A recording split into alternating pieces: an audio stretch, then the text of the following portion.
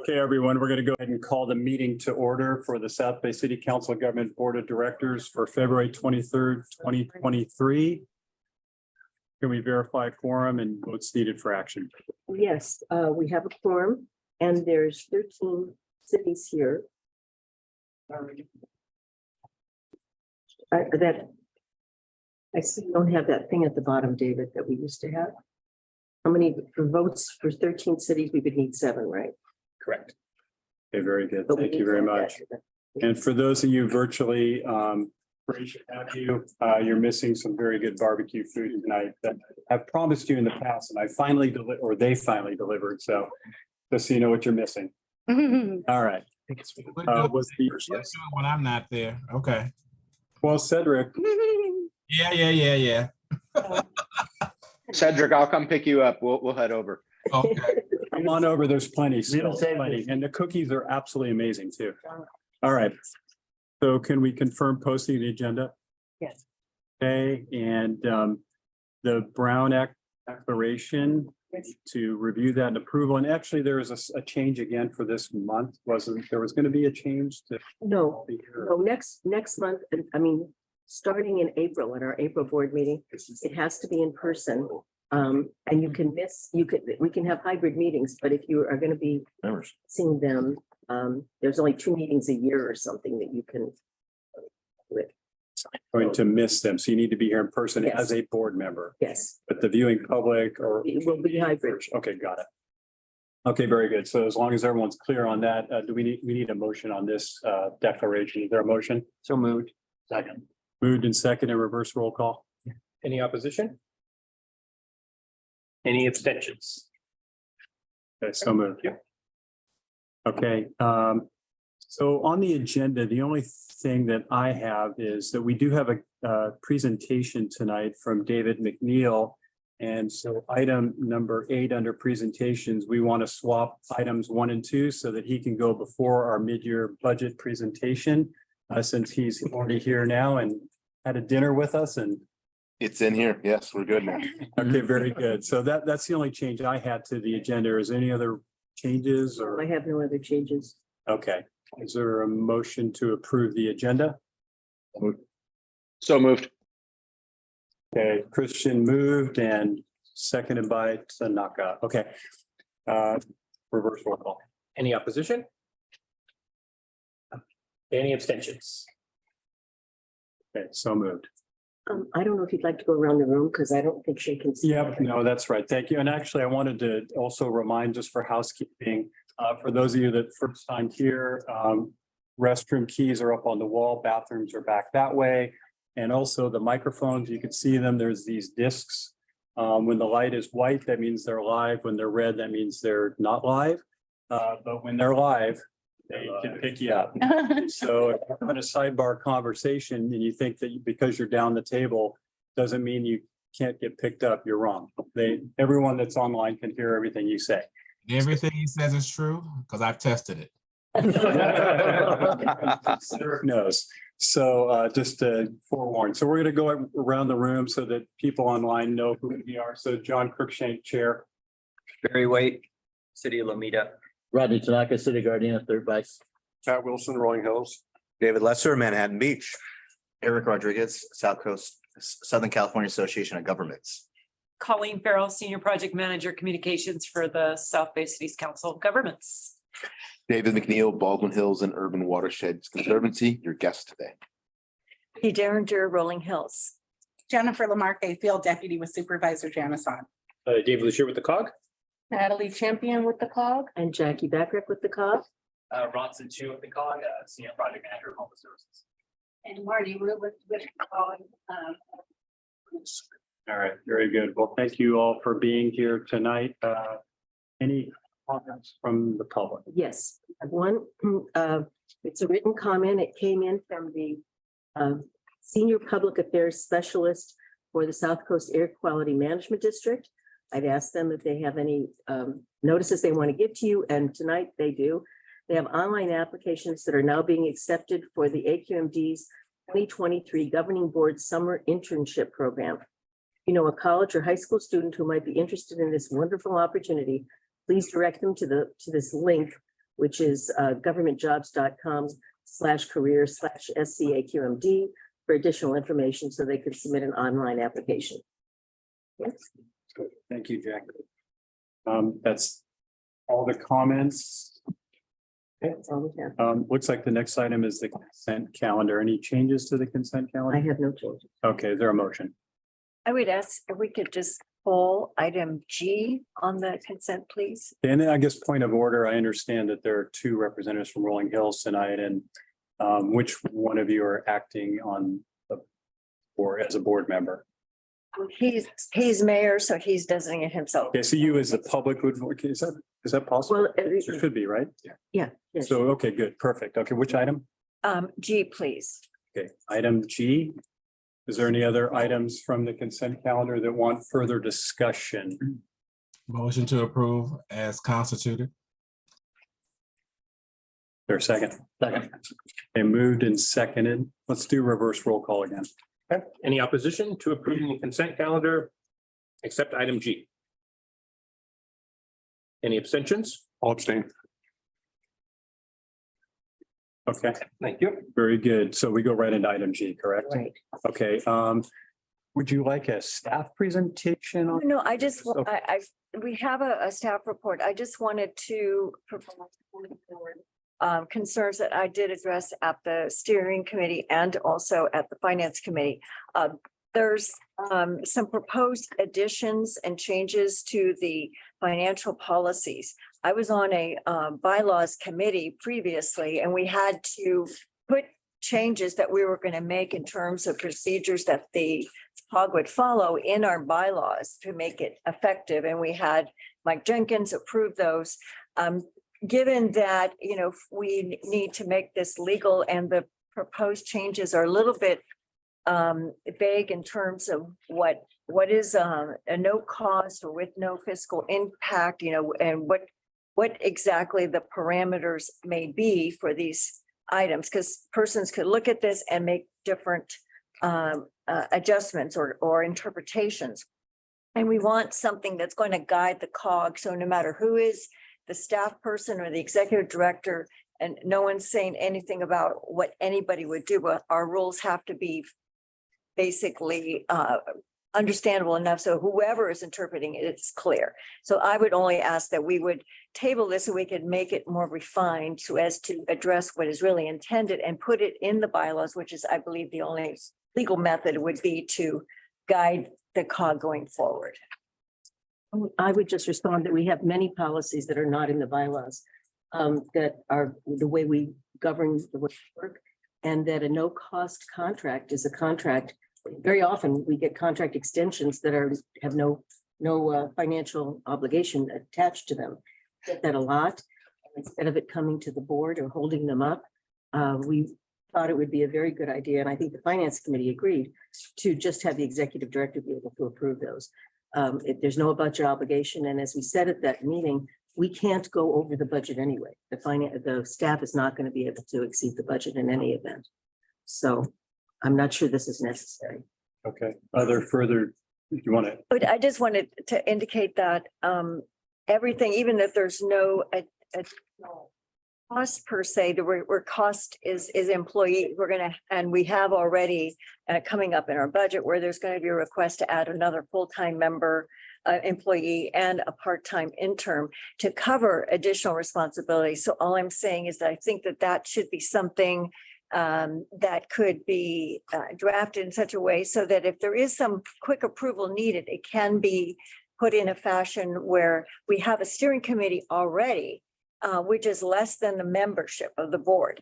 And so that's legal. So there could be something where the officers could be drafted so the officers approve such a thing. And one of the other increase or changes is a contract amendment for and funding increase amount of $25,000 or less for contracts that bring revenue, but those also require work to be done. And so there's a balancing whether that work would require eventually hiring more people or putting in more hours for the employees we have. So that's all I'm saying. I think it should be tightened up the language so that it can accomplish it and be I wonder if a motion could handle what you just said, like we pass it tonight, but maybe tell staff to come back with language that could allow this to have a little more, understanding of within the bylaws, and maybe it's not too. Well, first of all, it's not in the bylaws. But I mean, as I said, the reason why we made the $25,000 cap is that if contracts come in, even if it's giving money to the COG and it exceeds $25,000, then we're talking about getting more staff, and that might exceed the budget. So we would definitely want to bring that back to the board. But if it's very often the REN or somebody will say, we have $10,000 extra, we want to give it to you.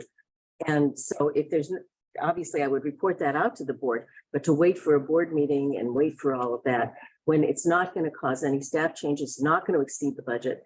I guess we could try to make it clearer, but I think that this does speak to the fact that, I mean, we could add something in here that says we don't exceed the Maybe budget. just for a point of order, so how does this sort of giving you the authority to approve something that's up to 25,000, how is that currently codified? Is there a policy manual? Yes, we have financial policies that Okay, so this language would will then go into our go into financial that, and it also probably talks about how the staff doesn't go about Exceed the budget. exceed the budget. So maybe council member, is that, or mayor, are you mayor now? No, Pat is. I think I said that earlier. Yeah, no, I want to make sure that there actually is, it's codified within their policies, and this will change the policies once we approve this. I wonder if the policies that are written satisfy what you're asking. Like, have you reviewed those or? I've not seen any financial policy manual for the COG that, And maybe that's where I know that there's some confusion there. So I wonder if we can move it tonight, move it forward to give the authority, but then we could go back and we as a board maybe have an opportunity to know where that document is and we can review it and confirm. And if it looks okay with you, great. If it doesn't, maybe we bring it back and add some language. we can bring the financial policies to the next steering committee. That's what I mean. Maybe we could do something like that. That way we move it forward to give her the authority, but then we don't wait forever to check it out. She could send it to the board members now. And then the next steering committee, we can actually discuss that language and make sure it's something that works for us. Does that sound acceptable? would it be preferable to have the language so that we can actually rule on it? I mean, in the sense that we've been operating this way for a while now. I don't know that there's a great urgency for the next, steering committee. I don't know if there is either. I think we're To have some language drawn up. to give her the flexibility right now, but I don't know. Is there something emergency at this point? We never know when we're going to get this. So at this, we don't have a board meeting until April. Okay. But we have the steering committee and they've been doing these. I think we could still accommodate that language and reviewing that language, but I guess I'd want the other board members to weigh in on this matter as well.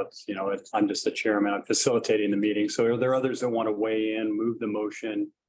What are others saying? Well, I would like to move forward on this, but I would suggest that actually what might be useful is just to provide everyone with our financial policies, like the whole of the financial policies, which I have seen long ago, so I know it exists. Okay. Anyway, there's a lot there. I know there is. So John, I would say that it's Victoria. Sorry, I just chimed in because I figured you probably couldn't see me back. No, I couldn't, but you could raise your hand. I do look for that. I mean, I would kind of say, I don't see the urgency. So I would bring it back with the policies. I'm new, so I read this and I thought, oh, I wonder what these existing policies say. And is this a material change or is this not a material change?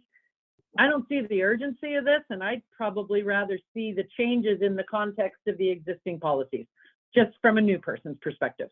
No, it's great. No, thanks. Thank you for that perspective. Anyone else want to weigh in or?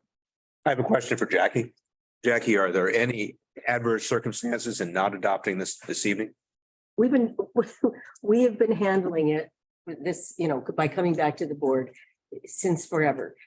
We felt this would streamline it, make it a lot easier. If you want to hold up, we can hold up. It doesn't really matter, but we felt this would be a way to streamline our work.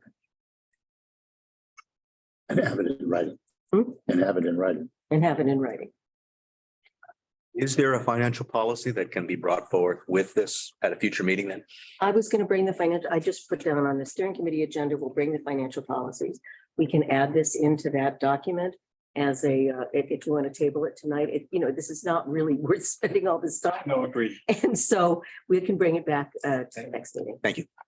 Okay. Do we need a formal motion for that or can Table it. just go ahead and table it to the steering committee? Okay, well taken. Next item. Okay, thank you. Next item is the presentation. Oh, fantastic. Do you want me to read his bio?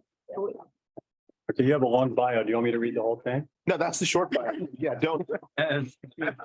I'll read the short bio then. The long one. I met David tonight. He has a great sense of humor. So with us tonight is David McNeil, and he's with the Baldwin Hills Conservancy.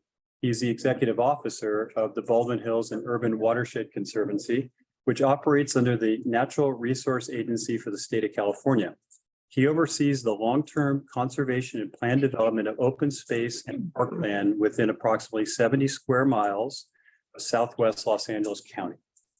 With over 20 years of real estate, public outreach, and administration experience, Mr. McNeil has helped reimagine the outdoor landscape in underserved communities.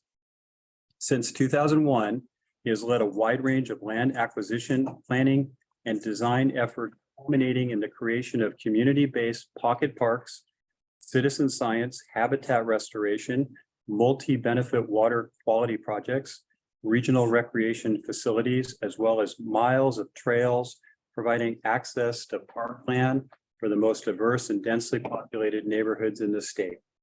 As a founding member of the Los Angeles Neighborhood Land Trust and a supporter of local nonprofits, he has been a driving force behind implementing urban environmental initiatives such as City of Los Angeles landmark Walking to the Park Report and LA Audubon Society's Baldwin Hills Greenhouse Internship Program. California's Access for All and LA Countywide Parks and Needs Assessment.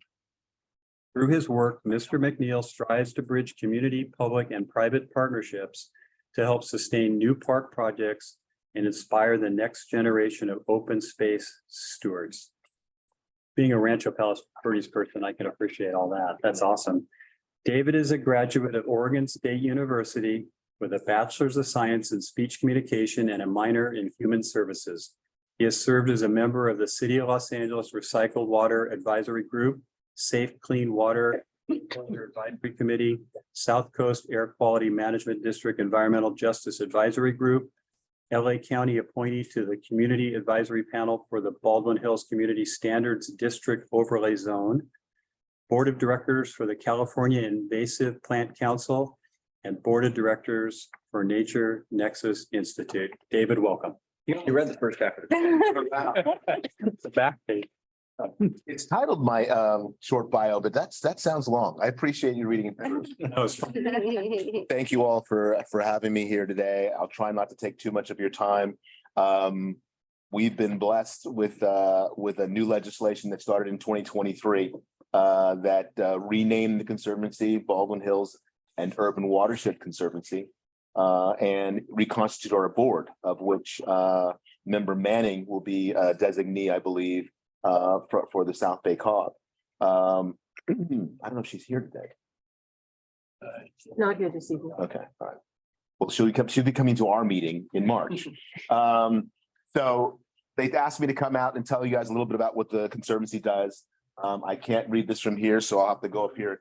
Oh, you can come on up. I'm gonna come up Yeah, please. and talk in front of you guys. Yeah, perfect. So one of the overall things is people don't know what conservancy. I've been called conservatory.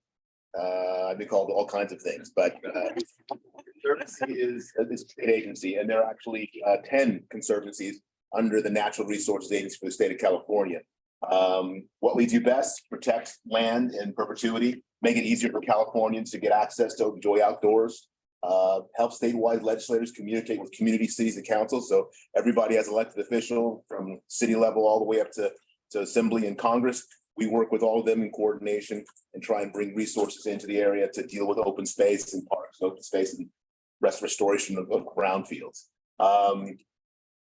Good stuff. We wrote this together. It was a group effort. But they put a little graphic here that basically said wetlands, rivers, which we call rivers now, they're channels, right? They've been straitjacketed by the Army Corps of Engineer. But we have the Upper Dinningus Channel in our territory here. And we have the Boundary Creek as well, and the bottom of wetlands. We're an urban conservancy. I want to turn the next page, whoever's doing direction, thank you. And we're one of the smallest conservancies in the state of California. I'd say there are probably 3 urban conservancies. The San Diego Rivers Conservancy, which handles, all the way through downtown and the upper watershed from San Diego River. The Baldwin Hills Conservancy, the Santa Monica Conservancy. You can see we're all kind of concentrated here in Southern California. And we have a lot of strength from the legislators coming from California. So a lot of money does come through this area for the LA River, Compton Creek, and other areas. And we want to try and bring more money into the area. The other conservancies, Rivers and Mountain Conservancy, it's our sister agency that's down here. They are overlapping with us. That was a controversial thing when this legislation came out. 2 conservancies in one area. What will happen? Aren't you guys going to compete? Say, no, we're brothers. So Mark Stanley couldn't make it here tonight. I was with him earlier at Exposition Park. I was there too. You were at Exposition Park? Oh. I didn't see you. Nice to see you again. Only 200 people there. I know, it was about it. They were swearing in the new general manager for the Exposition Park, and she's talking about the Olympics in the future. And then the Wade Secretary for Wade Crowfoot, Secretary for Natural Resources, who is represented on our board as well, was there giving her the swearing in. And all these, Manning will have to get sworn in to the California oath, and he knows it by heart. Yeah, I thought that was weird. He had it memorized. Who has that memorized? My attorney general is always reading it, right? And he's just like doing it, looking at her, staring her down. Like, wow. Anyway, let's move on. Coastal Conservancy, the largest conservancy up and down the California coast. You can see their blue territory. Sierra Nevada's Conservancy, they're always worried about our water and the snowpack, so they're happy about the snowpack now. San Joaquin, the Delta, that's a good little area to deal with a lot of our issues in terms of water. And the Tahoe Conservancy, which is a favorite of mine to go visit. All of these conservancies work together, working under the Natural Resources Agency, but really try and respond locally. That's the different thing. We people say you guys are really in the ground. Well, Sacramento does what it does. We come here and we got engaged at the level where we're coming to COG meetings, we're going to council meetings, we're dealing with community groups, whereas the state generally is, in Sacramento. Let's put it that way. Next, please. I'm showing these old pictures. This is the old watershed for the area. It's a drawing that had the LA River running through the middle of it, that big thick one going through the San Pedro Bay. And then it had the overflowing 100-year floods that would go all across the basin and go out through Baldwin Hills and out to Boundary Creek, wetlands. We channelized all that. Like I mentioned, the Army Corps of Engineers, they're going to get a job to unchannelize it all. So they get the job coming and going as, like a real estate agent selling and reselling it after that. Most people have no idea that the LA River used to drain out at Santa Monica. It's a mind-blowing thing, but it's a natural flow of the basin. It's a southwestern flow. So the gravity doesn't work. And that's how the water used to go. Now it's all channelized. And this is kind of a depiction of why we have wetlands and we have, slows and all those other things in the area. Next slide, please. I'll try and get through this before it's too late. Brownfields, I don't know if all of you know how much oil is drilled out of LA, but it's how LA was founded, right? It is the city made of oil. That's why we have so many cars. That's why we have so many freeways, because oil was in such a big abundance. It was just the resource everybody used. But certainly under this administration, the governor is saying we're going to end oil, we're going to end the combustion engine by 2040. These are the initiatives that have gone through in the last year, with the county saying that there's an ordinance on any oil. So the city board, the board of supervisors, saying that no more new drilling after 2030, 35, I believe. And the governor saying 2040, there's going to be no more cars, combustion engines created. We're moving our way away from brownfields and transitioning them. Next slide, please. So transformation of land, this is part of Baldwin Hills and the Boundary Creek running out to the ocean. That straitjacket that I talked about, the water going all the way out to Santa Monica Bay. And this is one of the jewels of the Baldwin Hills, the scenic overlook. Housing, we can't really do anything about that because that's part of development. And this is Los Angeles. We want to make sure housing is a combined element, which is another reason why I want to be with you guys, because of all the zoning and all the issues and all the priorities that being handed it down. We're trying to do it in a cohesive way. Next slide, please. Historically, the Baldwin Hills Parklands was the smallest conservancy, this 2 square mile area.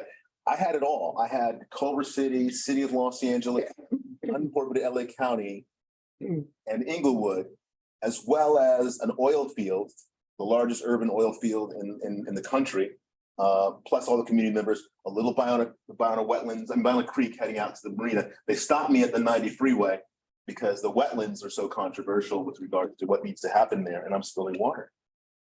That's why we got the variated carpet. This water. So anyway, so this territory we've been working with for 20 years. Next slide, please. Which has a lot of amenities. It was based on a vision for one big park, buying all the oil fields. We are 50% there. So we've increased the open space in the Baldwin Hills by 33%.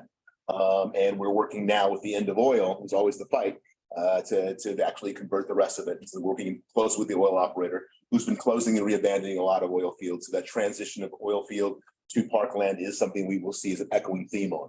This is the big master plan for the park with a bridge over La Cienega Boulevard. We did put a bridge that's smaller. Next line. There's a land bridge that's a mile long. Jesus. Some of the amenities that were done under our work, which the Baldwin Hills Scenic Overlook, the stairs in Culver City, we've spent probably $85 million developing, leveraged it with local money. So we're probably in the $130, $140 million range for some of the improvements we've done over the last few years. Next slide, please. Memorial, the only memorial for Martin Luther King in the county. Next. The Stoneview Nature Center, wonderful. It's my offices. It's in Culver City. They annexed that Blair Hills, but it's in Culver City. It's a beautiful nature center. It's got a resiliency hub with raised beds, native gardens, apiary for bees, and you could do yoga there. You can take your kids. About 5 acres of an old site that had an abandoned well in it, or 2 abandoned wells, a building with asbestos, all of it demolished and turned into this 5-acre park. Next slide, please. That's that bridge over La Cienega, not a land bridge, but we did put some elements of native plants along the side so the critters could go across. It's not a cougar crossing. This isn't, but the state of California, Santa Monica Mountains has partnered, our sister agency has partnered with other local agencies to do that, and a lot of private money. I think got 90 million in private money and 30 million in government money. Next slide, please.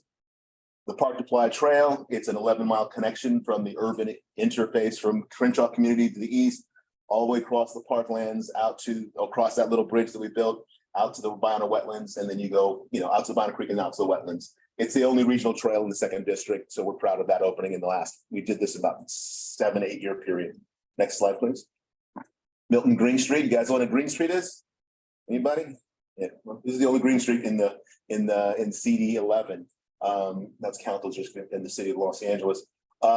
This is an area that you can do stormwater capture. So this is kind of a graphic of the tree in the middle with roots and other elements, shrubs.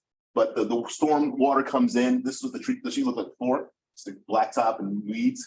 You cut the curbs, you capture the water that's coming off of that street. It goes through filtration systems, ends up with the trees, and all the sediment from the buses that park on the street and the cars that stick on the street all gets cleaned. It kind of goes through a series 1, 2, 3, 4, 5, 6 until it gets to the end. And by the end, it should be cleaned out, and then that just kind of settles in, and the water goes into the groundwater or into the Biona Creek. This is a good aerial shot, but it shows we did basically a linear park that was about 1.5 acres with benches. The only pull off on the Biona Creek. So you ride down the creek. The creek is over here. It's got a natural bottom over there. You got bird watching and all bird watching deck over here, and all the amenities you wanted, plus the curb extensions that are cleaning the water. And they call those green streets because you got tree canopy, you're doing water capture, you've got green, you've got it all going on. There's a few in the city of Los Angeles, but this is one of the newer ones. Next slide, please. We also do education. It's not education because they don't want the budgets get mixed up. So it's like, oh, there's a education budget and there's a conservancy budget. We do interpretation. So we're interpreting nature. We're taking kids and bringing them out for conservation studies. This is a course that we started with our local West LA college. We'd love to work with all the community colleges, basically create the pipeline for new work, for new jobs, for the green jobs, for doing park restoration work. It's a non-credit course, but people are learning about all in native habitat, biodiversity, and on all the work that we do for the planet. Next slide, please. Transportation to parks. Lack of transportation is routinely listed as the number 1 to 2 barrier to get into a park in LA. We've always fantasized about walking to parks, having parks within a quarter mile of every neighborhood, even if it's a pocket park. So all of us have that opportunity to find, what do you call them? Derelict lots or abandoned lots, or create, opportunities that are in your neighborhood. One of the things we always talk about with Metro is getting people to regional parks. got Kenny Hahn in the middle. That's the park that we started, Baldwin Hills. It's pulling from all these neighborhoods. And then you see all the arrows going from Athens, Broadway, Hawthorne, Lenox, Lawndale. They have the little parks next to them, but bottom line, they serve the only regional park they have in the area is there. When you go across the 10 freeway, then you have the Griffith Park, which becomes the other regional park. But the goal here is to link all of it, link all the smaller parks, more greenways, more pathways, getting to larger regional parks as well. And those barriers are eliminated. Next slide, please. So I'm going to provide Metro. They are doing a Rails to River project that runs down south in the territory. They're going through Inglewood. It's a beautiful transportation corridor, active with a couple of facilities on there. They're working with the council districts on. These partnerships make me excited because I've driven down Slauson all my life, and it's just the worst drive. It was an old train track that ran all the way down. It was abandoned and no canopy, no shade. You're just traveling through the freeway and traveling back along Slauson. And its vision, it's going to take a pedestrian link into bicycles and connect with all the metro line systems. Next slide, please. And turn it into a green corridor with bikeways, plazas, train track, no shade, stops. And of course, the renderings always make it look nice, but after 10 years with the trees grows, it really does do nice. So we're looking forward to doing that. Right now, they're doing remediation on the train tracks, but linear parks, we're just trying to take the urban landscape and turn it into something that's usable for the people. So it's not just blight. Next slide, please. I think you all know about the needs of parks and open space. Very high need is indicated in red, high need is indicated in orange, moderate to less. You can see Manhattan Beach, you guys do pretty good. I go to Manhattan Beach and enjoy wonderful park systems in areas where you do the hiking in the dunes and whatnot. But certainly Lawndale, Hawthorne, Inglewood, LAX, if you live next to the airport, you're in for a good treat. But all those opportunities exist in the urban watershed to create more parkland and more open space. Certainly the Baldwin Hills is the mecca for people in open space. And our territory now goes out to the 110 freeway, Harbor Freeway, out to the wetlands here, and then down to about Lawndale. I'm sorry, Hawthorne. Next slide, please. So that's a new territory. The green, we're so big here, but it's 70 square miles with an average density of about 14,000 people per square mile, which it's, again, you look at the country, LA County is the second most dense area in the country, meaning New York and then LA County. And this area actually happens to be one of the most densest districts in the superficial whole landholdings. So we're kind of excited of representing this area and trying to make sure that there's some equity in terms of the budget and investment. A lot of money goes out. I love my sisters and brothers in Tahoe and Sierra Nevada, but a lot of people don't get to leave their urban environment and make those trips. And so the goal is to try and bring some of that love here, and especially the investment. And I remember when we first started, they're like, you're buying 50 acres in the Baldwin Hills for $30 million. You know how much land we can get in Sacramento? Like, yeah, you can get 30,000 acres, I'm sure. And we're getting 60. But how many people are going to see your 30,000 acres versus how many are going to see this 60 acres? And the traffic in Baldwin Hills is record breaking in terms of how many people come out to walk those stairs and do this outdoor gym. And we kind of demonstrated that urban parks are where it's at. The next acquisition was Cornfields downtown, or the LA Historic Park, which is another destination downtown, another brownfield that's been reconstituted as a park. That's a great park in Los Angeles. We've been there on a weekday, not in the summer, and I wouldn't say it was crowded, but it was close to it. And it's a big park. Yeah, and we arrived in the morning, and by the afternoon, it was crowded. Yeah. So if you build it, they will come. That's what we found out. Yeah. And the voters, generally speaking, when we talk about bond money, whether it's Prop 40, Prop 1, Prop 68, all the new bonds, there's going to be another bond, because we have an appetite for bonds and other county measures. The voters are the ones that are living in these areas, and the voters are the ones that need to be represented in the investment as well. Next, please. So that's just the jurisdictional territory, meaning, you got the Senate districts and the assembly districts is the tool we use during our work towards getting the legislation passed. Next, please. Some of our partners, you got El Segundo, Hawthorne, Inglewood in there. We got unincorporated areas. You got South Bay Council, City of Governments, cities. Did I get it right? Yeah, cities, councils of government. Yeah, got it right. Look, and the other conservancies, but we're all here in this together. The airport's gonna be interesting. They're gonna be represented on the board as well.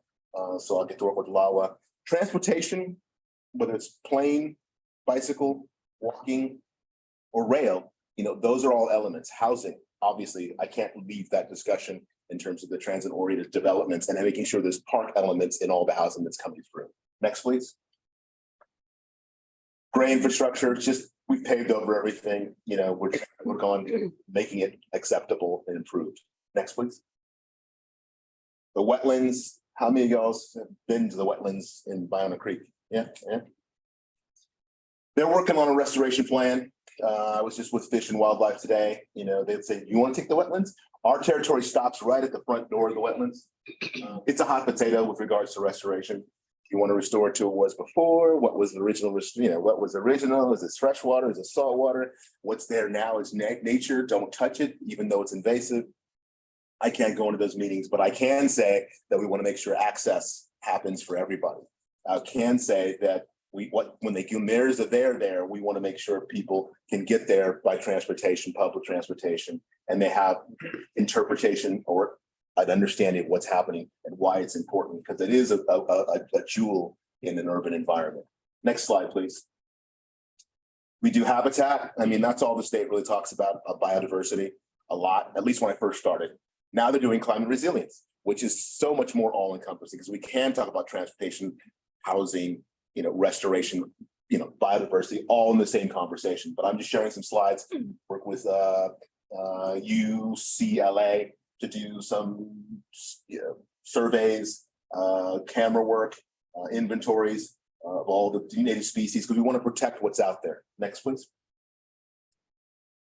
Landscaping, all the native plants, trying to preserve those and restore those.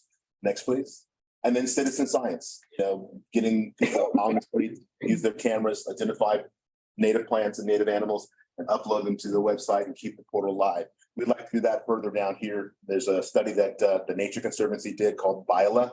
It's like a biodiversity in LA study, and it was backyard habitats. It was other local areas. We want to try and take some of that model and move forward with it in this area and try and create more stewards. Next slide, please.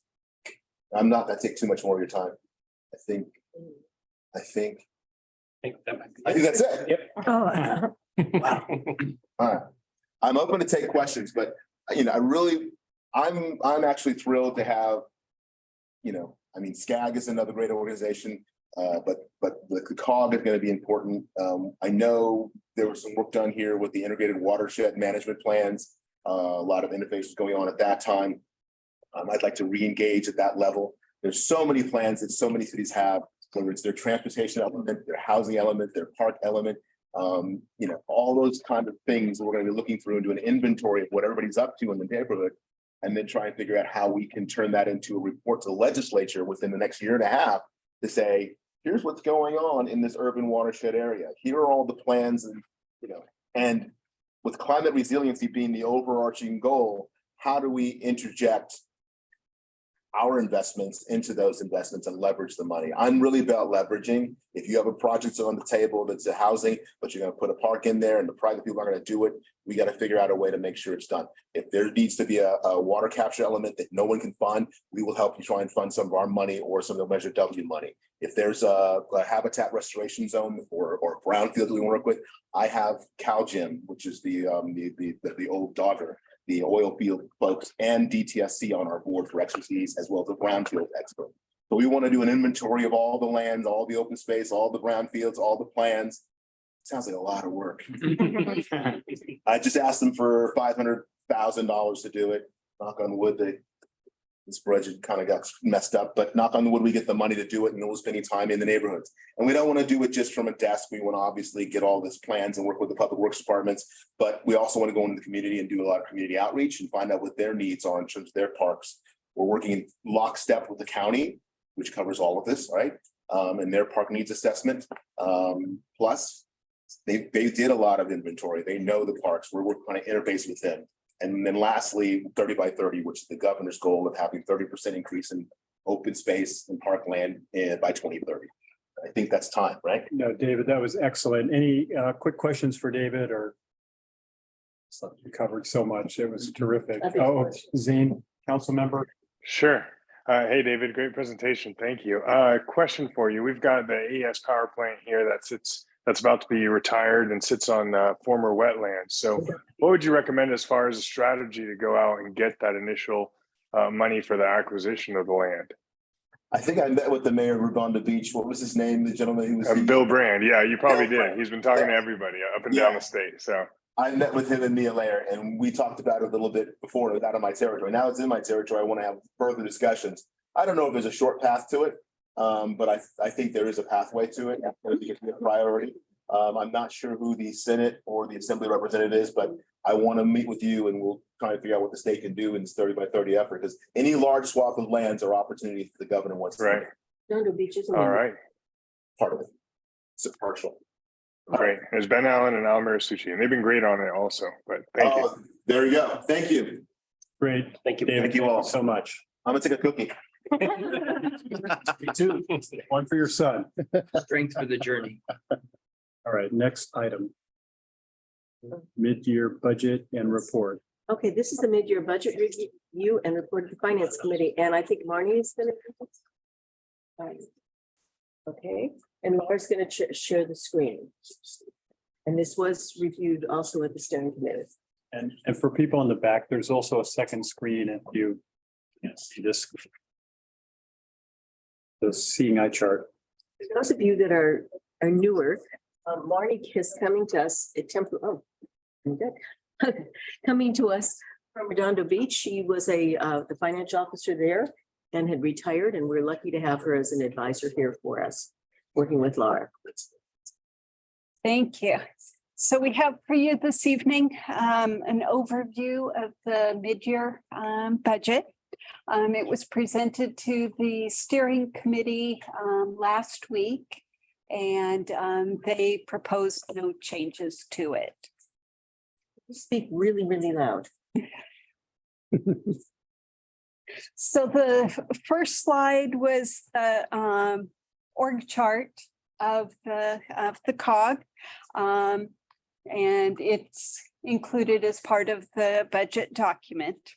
It shows the staffing, and with its color coding, you can see that some of the staff is contracted and others are employees. And we'll get into those line items as we go a bit deeper into the budget.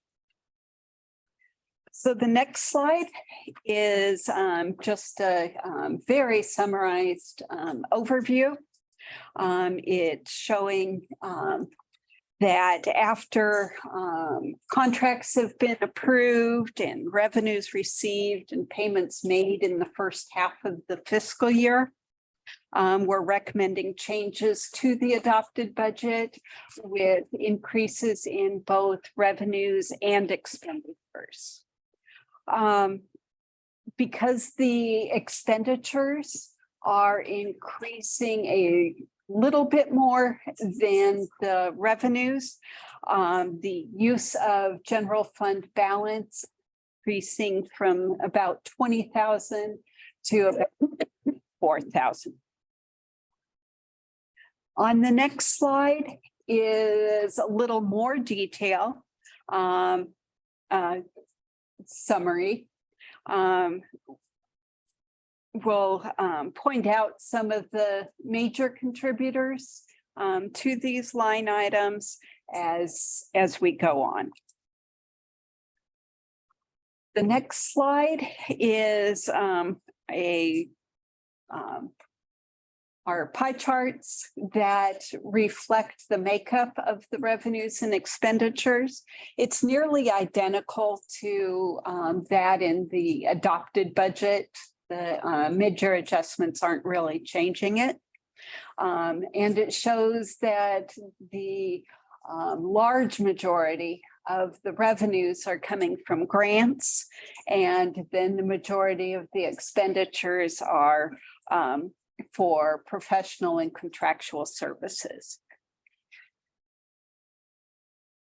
The next slide gives some of the highlights kind of our 6.65% increase that we're recommending to the revenue estimates. The majority of the increase is coming from the new LATA grant. And then in addition to that, we'd like to increase the revenue estimate for the LTN grant coming from Metro. And that we're proposing an adjustment to that because of the spend rate that we've seen in the first half of the fiscal year. The next item. Do you have dollar amounts associated with those, or is that are you gonna show that later? The percentages are difficult if you don't know what the number is that you're. It'll be on the very next slide. Sorry. So then the other major contributor is grant funding from SoCalRen.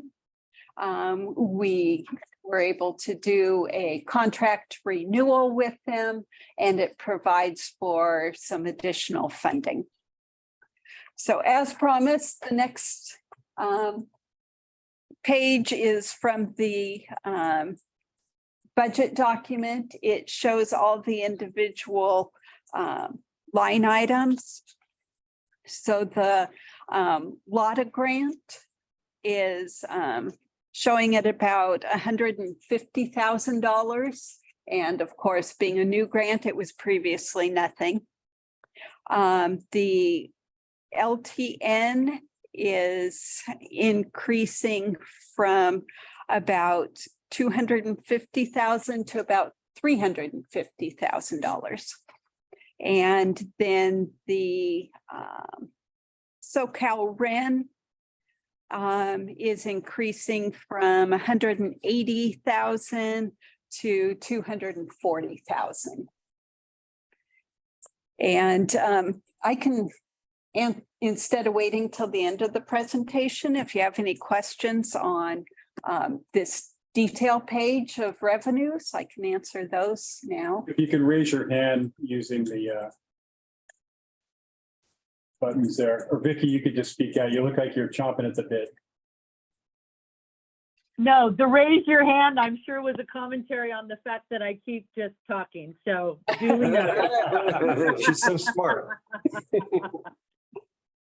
I would never do that, Vicky. Is there any questions? Okay. Okay. Proceed. We'll continue on to expenditures.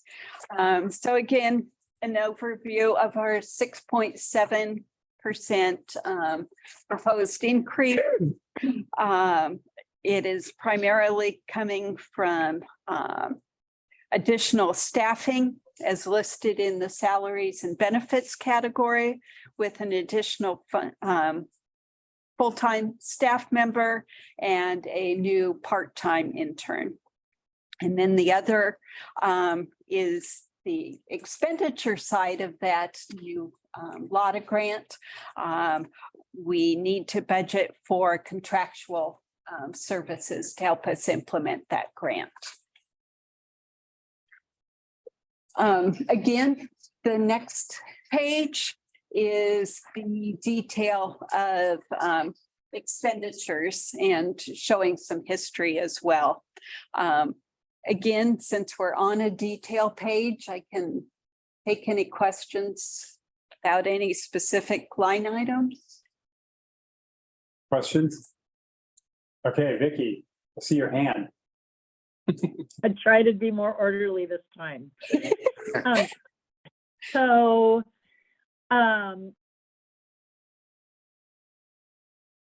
it looks like the LATA grant was $150,000 in revenue. No, and the LATA grant is almost $500,000, but $350,000. Oh, I thought she said that was 150. Yeah, but that's what the COG will, probably realize. Right now, we have proposals out for consultant help that would be using the remainder of the funds. And Jackie, the other thing is that this budget only covers the period through June 30th, and that contract goes beyond June 30th. Right. Sorry. So you'll see the remainder of that budget in the when we propose the new budget for you. So obviously I would just want to make sure we're not spending more hiring a consultant to manage the grant than we're getting from the grant. Can you show that? Yes, so the next page that is showing on the screen now, in that on the right-hand side is a breakdown of the contractual services by contractor, or in the case where we don't yet have a contract, the services that'll be provided.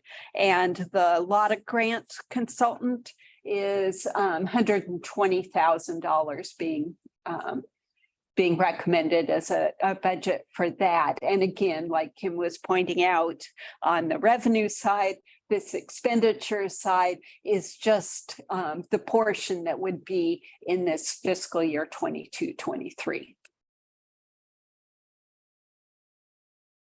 And then the balance, the difference between the revenue and the expenditure is for COG staff that we'll be spending time on.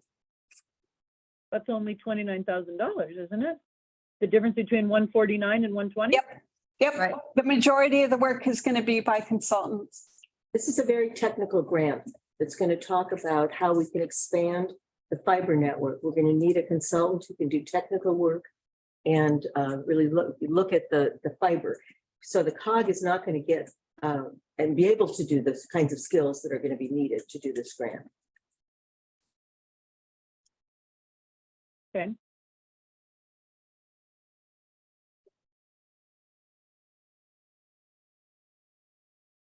Any other questions? At the end of your presentation? Nope. But where are you going? Okay. Next page is just a page from the budget document with a listing of our acronyms. So if you ever get stuck on an acronym, we do have those listed here to assist with that.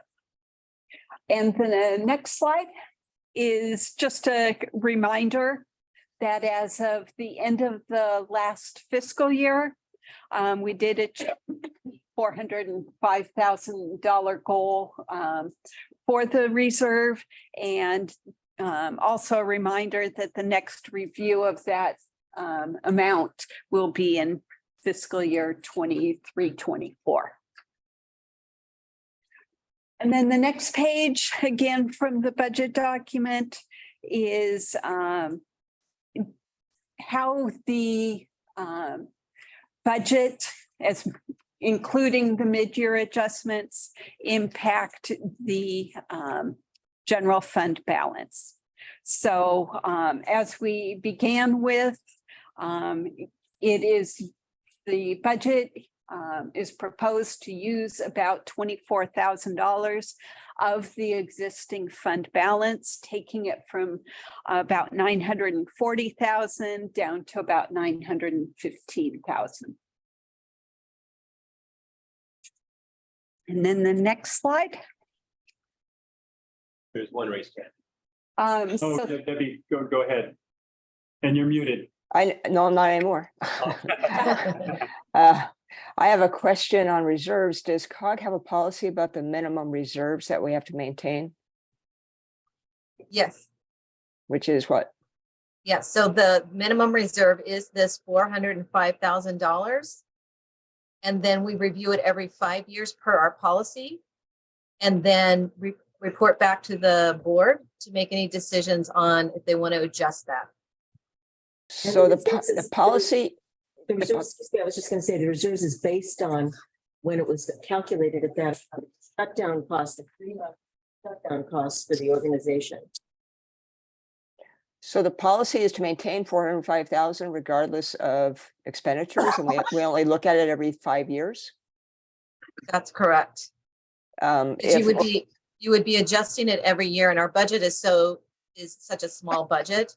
It would be difficult to continuously increase those reserves. It's probably only going to go up, and then that would affect your dues to the city. So We set the amount, and then it took several years to reach that reserve.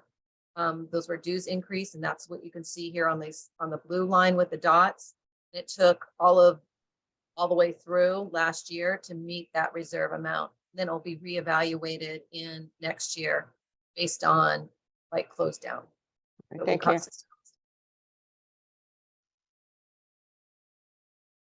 So the next pages, again, from the budget document.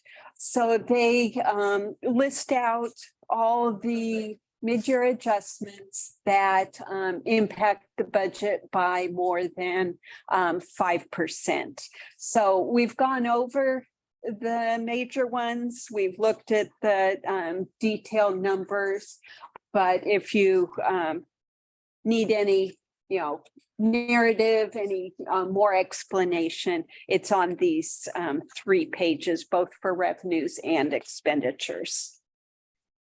It's in your packet too. Yeah, I know we're jumping around a little bit there, but it's in the packet. So then this final slide here is just an update for you on additional grant funding that will likely be coming our way. $50,000 from the Southern California Gas Company, and then an additional $250,000 from LA County for homeless services. What's the gas company item for? Kim, do you want to explain gas company? Yes, it's very similar work to our partnership work that we used to do with the gas company before. We used to have, for those of you that are new, we used to have very large contracts with the gas company in Edison, and those programs went away because of the CPUC. But the gas company now is looking at that, and we have already submitted an application for that. It probably will be more than 50,000, but conservatively, I'm estimating about $50,000 for that work. And it will fit in nicely with our SoCal RIN work that we're already doing, but focusing a little bit more on energy efficiency related to gas use.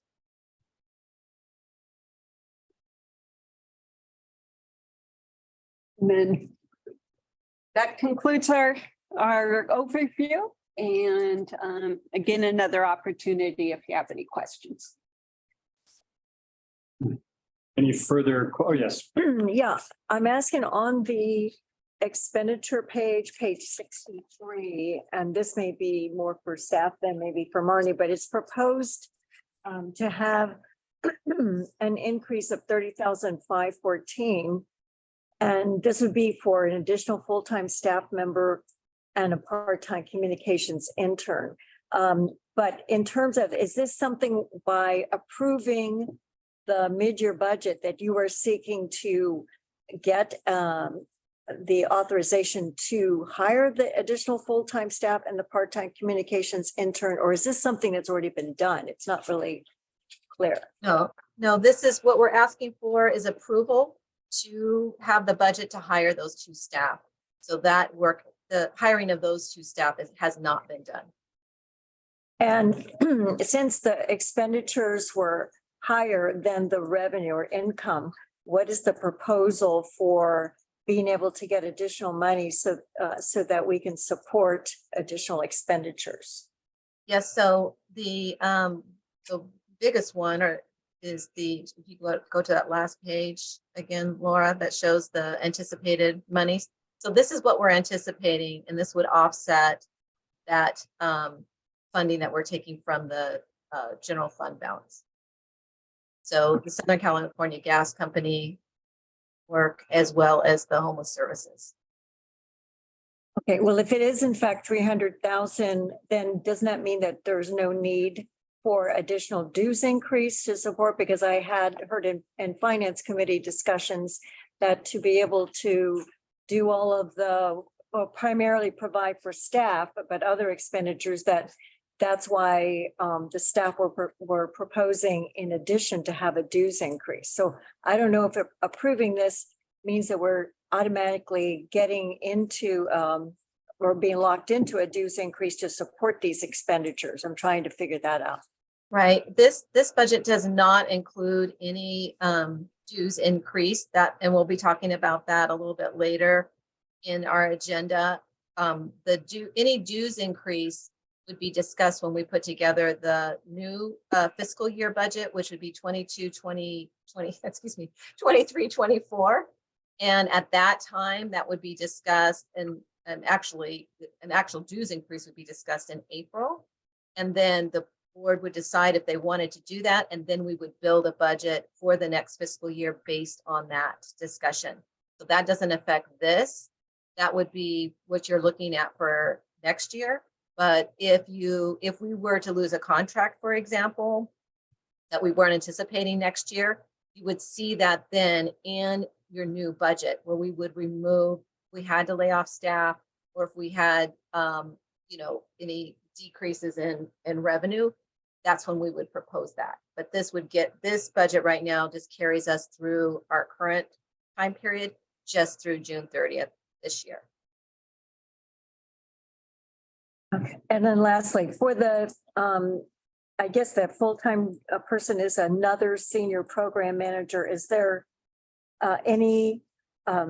was there additional review of existing program managers who might be able to take portions of whatever the grants or contracts that you're anticipating needing a new full-time person, or seeing if that could be done with a part-time person? Was any review done of that?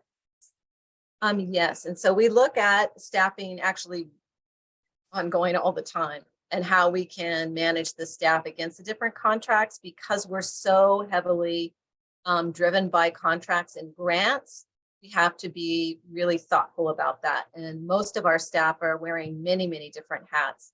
We probably have, and I don't remember, Laura, we've got like 25 or 30 contracts right now.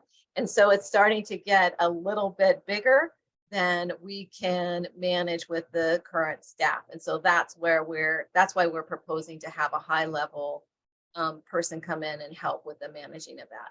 I think we have 20 staff. Jackie? I'm sorry, I was diverted. What did you say, Kim? Oh, I was saying that that we need this additional staffing to help support the work that we're doing, and that we have looked at all of the that actually ongoing. We look at all of our grants and contracts and constantly evaluate what the staff is doing and what can be covered in different ways and leveraging. And this is what's really needed now, so that we can meet the deliverables in the contracts. If I can, I think it's really, we've been very, very fortunate to be ahead of the curve on energy efficiency, on fiber. We did all of these things in advance, and now the state's coming to the table now, a new $500,000 grant on fiber. We're doing the local travel network. We're doing all of these things. We have money to cover another program manager, and the people, I could unleash David right now to tell you about his 15-hour days. We are really overworking the people we've got right now, and we could definitely use another senior project manager. I don't think we'd come to you mid-year if we didn't have this need right now. We'd wait for the full budget, but we really, really have this need right now. Great. Okay, so we need to approve the budget tonight. Yeah. Okay, so any other further questions? Someone want to make a motion? Somebody had a question. Something been moved? There's second. Second. Okay, moved, seconded by Christian. Do you need a roll call vote, or can we do reverse roll call? I think we can do reverse roll. Let's do reverse roll call. Okay, any opposition? Any abstentions? I'll abstain. Okay, Pat Wilson's abstained. He wasn't, he just No, said I think remember. we need a different second. If Christian and Zane are both here, and Zane is the delegate, I think. I'm still the delegate. You're still the delegate? Yeah, I'm the alternate. I'm sorry. I'm so sorry. Past chair and everything. For this one last meeting, I am the delegate. Sorry. Okay. That's why he came back, so he can vote on something. Okay, Okay, so with one abstention, motion passes. very good. next item, please. So the next item is the Finance Committee recommendation. And this is coming to you, Bee mentioned it, we always look at our due scenario to see where it covers what we're doing and what we anticipate doing in the future. So I don't know, remember, I think, Kim, are you going to be doing this? Or who's going to present this? I just want to say this first slide talks about who was on the committee. We had 2 city managers on the committee. And they discussed this at, I think this was the second meeting. We're not anticipating any more meetings of the Finance Committee unless there's some reason to have another meeting. But we wanted to run through the results of what they came up with. Kim? Yeah, so you can go ahead and go to the next slide. So this is an overview, a history of what we've done with our dues. The last dues increase was done in 2019, 2020. The 2016 through 20 dues were increased by about by 20,000 per year, which that was split amongst the member cities in a formula, and that's what helped fund that reserve that we discussed earlier. And we did have a planning assessment that was in 21, 22 and in 22, 23, and that was to cover our planner that was working on the SCAG contracts. But also working with the community development directors on the actual fire hose of state legislation that's been coming through. And they've really been utilizing this person heavily. And the next slide. This is okay. This is the actual dues history by city, and you can see the increases over time. Okay, and the next slide. And this is just a reminder of that we're heavily funded with grants and contracts, and that the dues portion of our budget is much smaller. Next slide. And this is to give you an idea of how we fund programs. So some of these activities, these are the activities that are funded and partially with general funds as well as contracts. Some of them are only funded with general funds. So obviously the board and the steering committee and our working groups, all of our education and go see trips for our elected officials, legislation and tracking, our general assembly. Our general assembly is offset a little bit by our sponsorships. We get about $60,000 in sponsorships to cover the costs of that event, but it doesn't cover all of our staff time. We have special projects that come up to meet board's interest needs. We can't really do anything with like electric vehicle or adoption. We do use general funds to also work on our climate action planning and adaptation. We do get grants sometimes. We don't have any right now. We were able to do climate action plans for each of our cities with those grants, and those are all adopted. We have, all of our organizational promotion, like our websites, our newsletters, our social media. All new program development comes out of just general fund work. Our volunteer program, some of that is offset through our grants, but a lot of that is not. And then, of course, any grant development applications, all of that has to be done through general funds. The next slide. And we also talked about, well, what could we do if we had some additional funding? And we have not put costs next to this, but that would be definitely something that we would want to bring back. I think the Finance Committee asked us to do that as well. And there's data. I don't know, Jackie, do you want to talk about that data? Well, there's, and I did take this to the city managers, and the city managers did say, please make it a smaller list. So we're going to be going through it. But Placer II actually came to us through our chair, John Cruikshank. It's a data service that provides you with incredible data of who's coming into your city, who's using your stores, who's, I don't remember all of the different. It's creepy how much data there is. Yeah, there's so much data there. And so we could join and have cities access that if we wanted to. I did discuss with the city managers possibly getting a lobbyist that would serve all cities. I'm not sure they were that they felt that would actually work, but somebody to track legislation is a tremendous amount of work for us. Our special projects, last year we worked so hard on the housing trust, and we're going to have to probably do some more on the housing trust this year. Things like that come up and we don't really have resources to do that with. And then we've been looking, I've been asked by several council members about microgrids and some of the other latest energy efficiency and resilience ideas that we could get involved in for the entire South Bay. And the rest are just maybe getting a grant writer. And the city managers actually thought maybe a grant writer would be a good idea that we would get and then everybody would share. So this needs a lot of work, but the idea is there are things that we can do that we really don't have the opportunity to do right now. I like the grant writer best because that's one that makes way more sense at a regional level. Because there's so many things that come in where Lomita would love to do this, but the way the grant's written, this would need to be a Lomita, Torrance, right, Harbor City, Wilmington, sort of effort. And doing it through the COG would just be a lot easier. So there's just a lot more available when you have multiple parties, a lot more available. And Jackie, just a question. This list is then illustrative of what you might be able to do with additional staff capacity, subject to board approval. What's the exact importance of this here? These are things that have come to us throughout the year, and we can't afford to do them.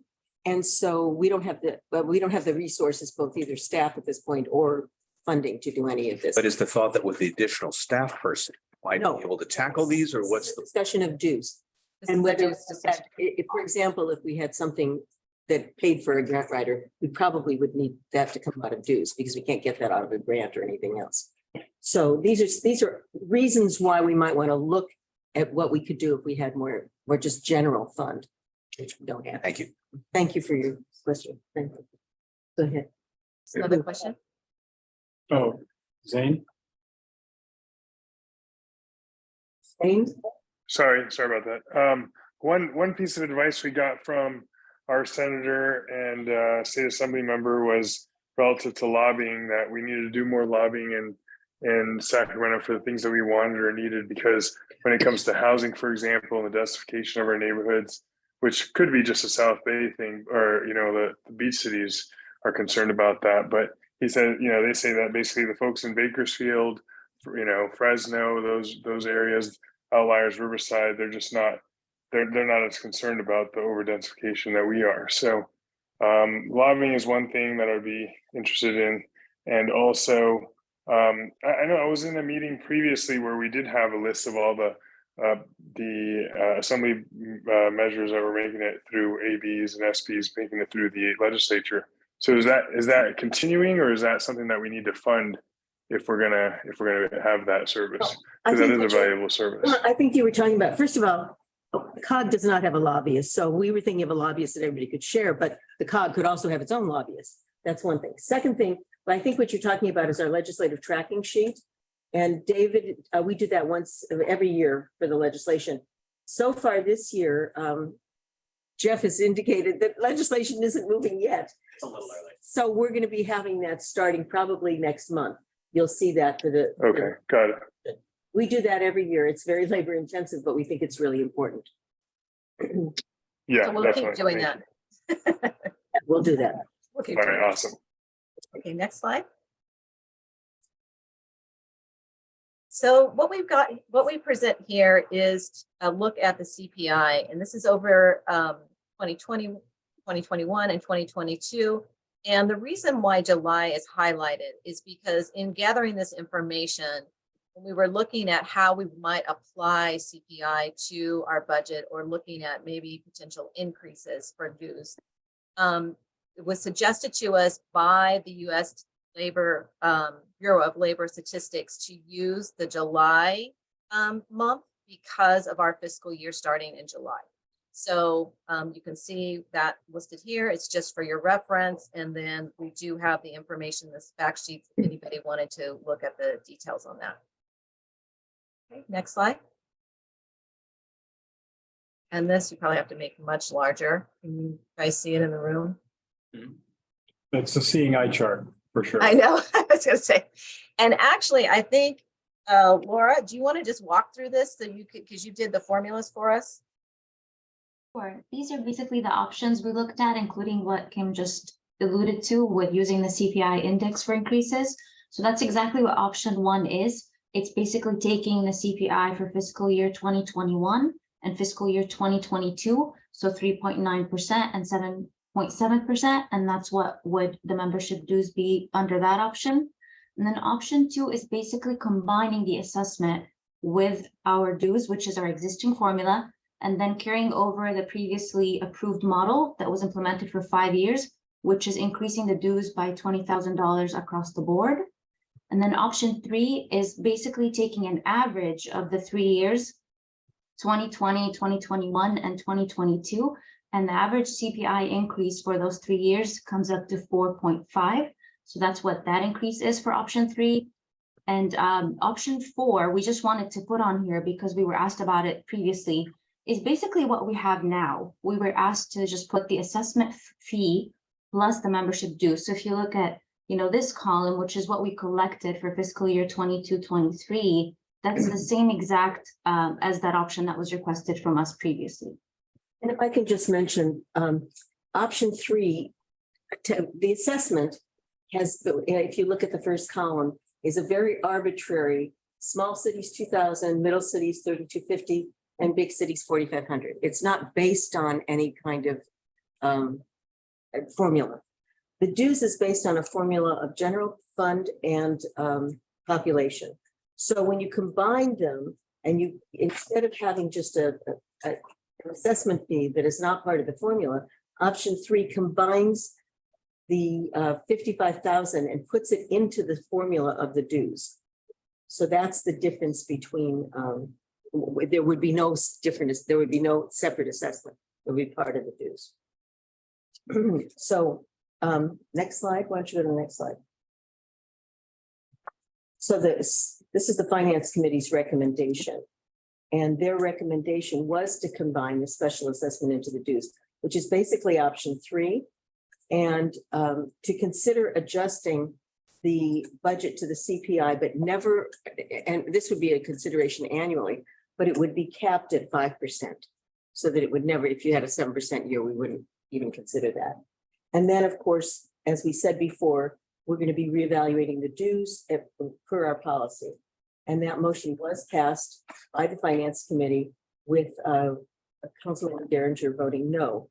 The reason why we brought this to you tonight is that the bylaws have a provision that says if you want to consider raising the dues, you must give 60 days notice. So the next item on the agenda is actually just a notice that says intention to consider raising the dues. Doesn't mean you're raising the dues.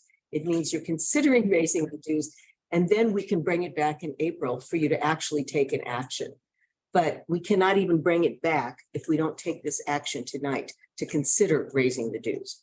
So that's, I don't know that we're asking you to take a position on this. What we're asking you for now is to pass a motion to consider raising the dues, and that will come back in April.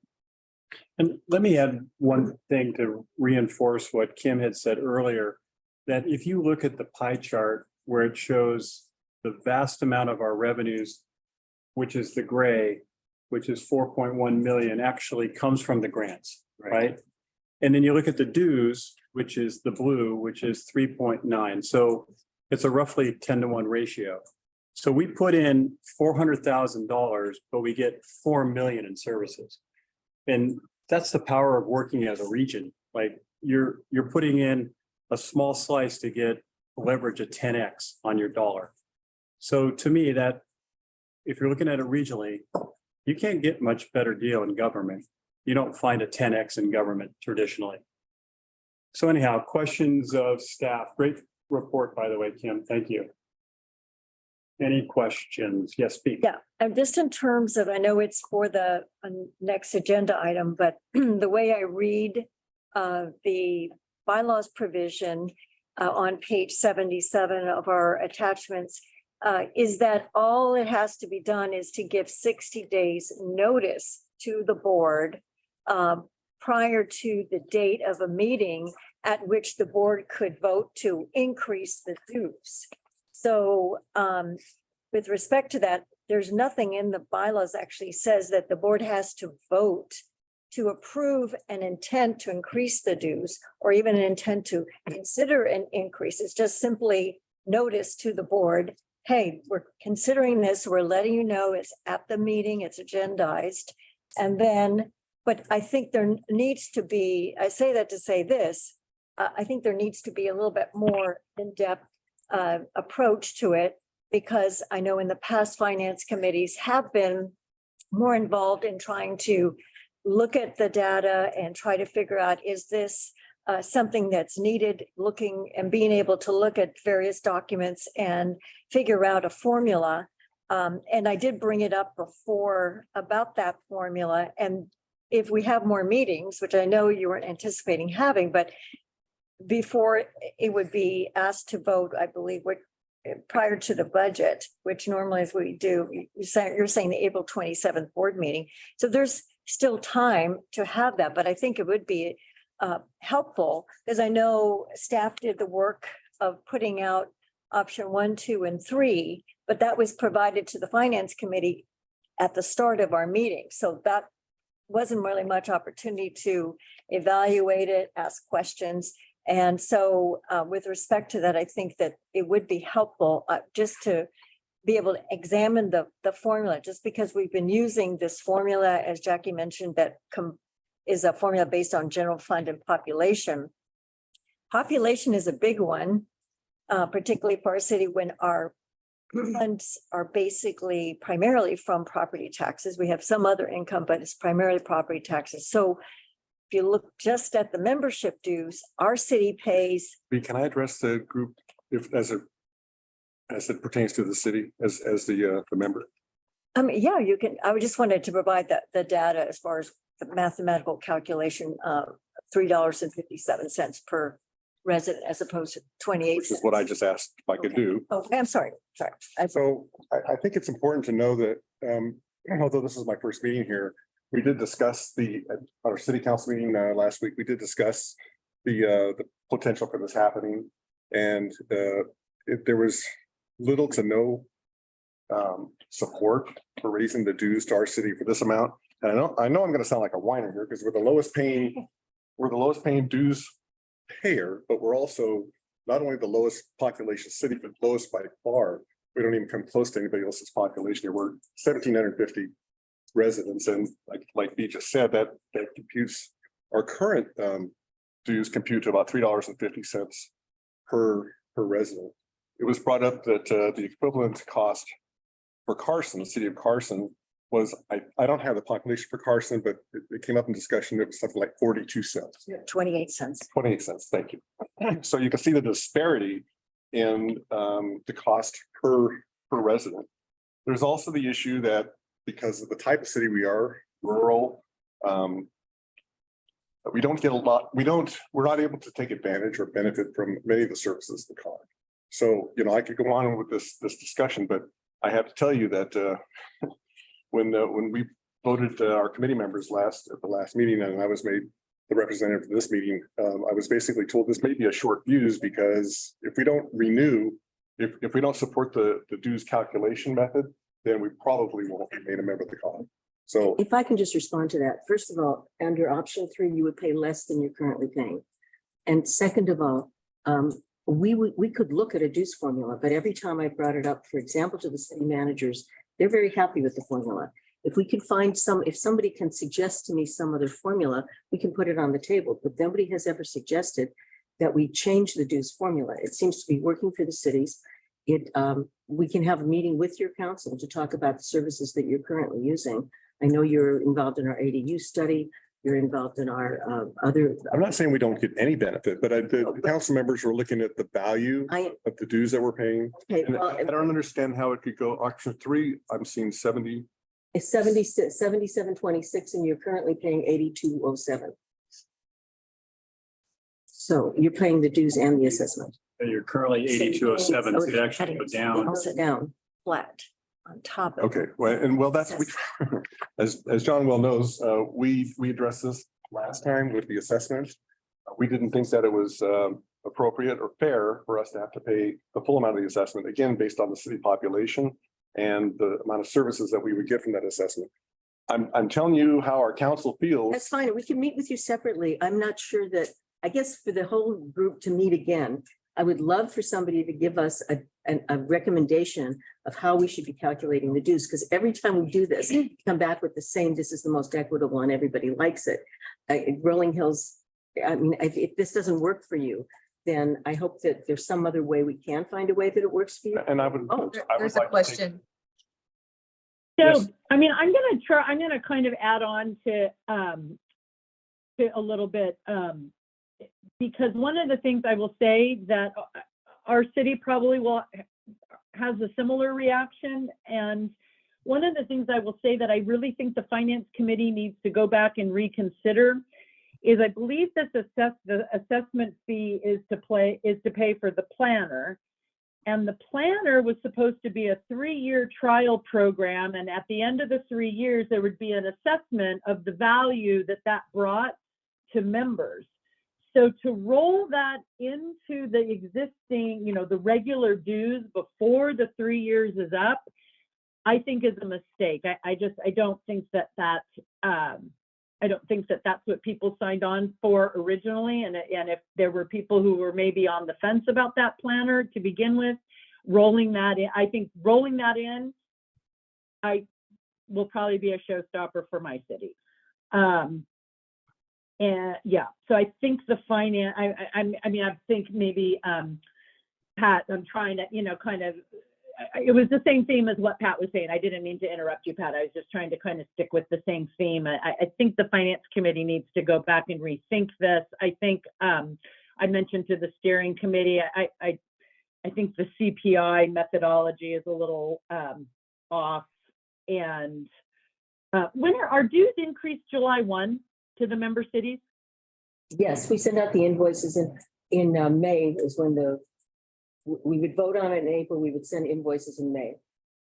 So is the 60-day, I wasn't clear on the 60-day thing you were talking about. Are you saying that the member cities need 60 days notice? Could you say again what that 60-day thing was? Yeah, if member cities need 60-day notice. We don't need to discuss all this tonight because we have 60 days in which we can be discussing it. But the member cities have 60 days notice before they vote on whether they want to increase dues or not. Well, I think we do need to discuss if we're kicking it back to the finance committee, I would think. Well, we're not necessarily kicking it back to the finance committee. I think that the first point of order is that we're discussing as a board tonight, all 16 cities in the county are trying to decide, do we want to adjust dues? And if the answer is yes, then we have 60 days to determine how to do that. I would say that the finance committee could meet again if we had some alternative proposals in front of us. But I don't think the current makeup of the finance committee would be able to dream up what's going to work for the cities of Palos Verdes Estates or Rolling Hills. In terms of Rancho Palos Verdes, we're the biggest city on the peninsula. We do not have a freeway. We have no transit center. We could get you one. Not want a freeway or a transit center. I said, we do not. I said, we do not want. So all of our cities are in a different situation. Clearly, Inglewood is a very different city than Rancho Palos Verdes. But I think in terms of our city, we look at this as a regional approach. If my residents can get to the airport easier, that's going to be a benefit to our residents. So that doesn't mean that a freeway is coming to Rancho Palos Verdes, but it does mean that cities like Wandale and Hawthorne and other cities that have freeways going through them can have improved transportation. So we get a benefit from that. So I guess that's why I wanted to highlight what Kim had mentioned earlier, that the amount of effort that goes in versus the amount of dues we put in, it's a pretty good deal for all of us. Now, in terms of you, Vicky or Pat, I would say that we have an opportunity for you to go back to your councils and you figure out what the value is to your city, because I can't tell you that. You need to determine that. And if you feel that maybe you're overpaying and maybe there should be a fairer way to look at the dues, then I think if you propose that, then the finance committee would have something to look at. But I think it'd be better that the proposals came from you versus me trying to dream up something. No, I didn't expect you to make a concession for us tonight. I just wanted to get it out there so that No, and we have visibility to it. No, and and it's a board meeting. So the purpose of a board meeting is to all of us have a voice and say what our concerns are. And Pat, I've been to your meetings and I hear your concerns. But once again, I personally can't speak for your city, and I think it's best that you talk to your whole city and figure out what works for you and bring it back. And if it's a reasonable proposal, I'm sure the other member cities will say that sounds reasonable.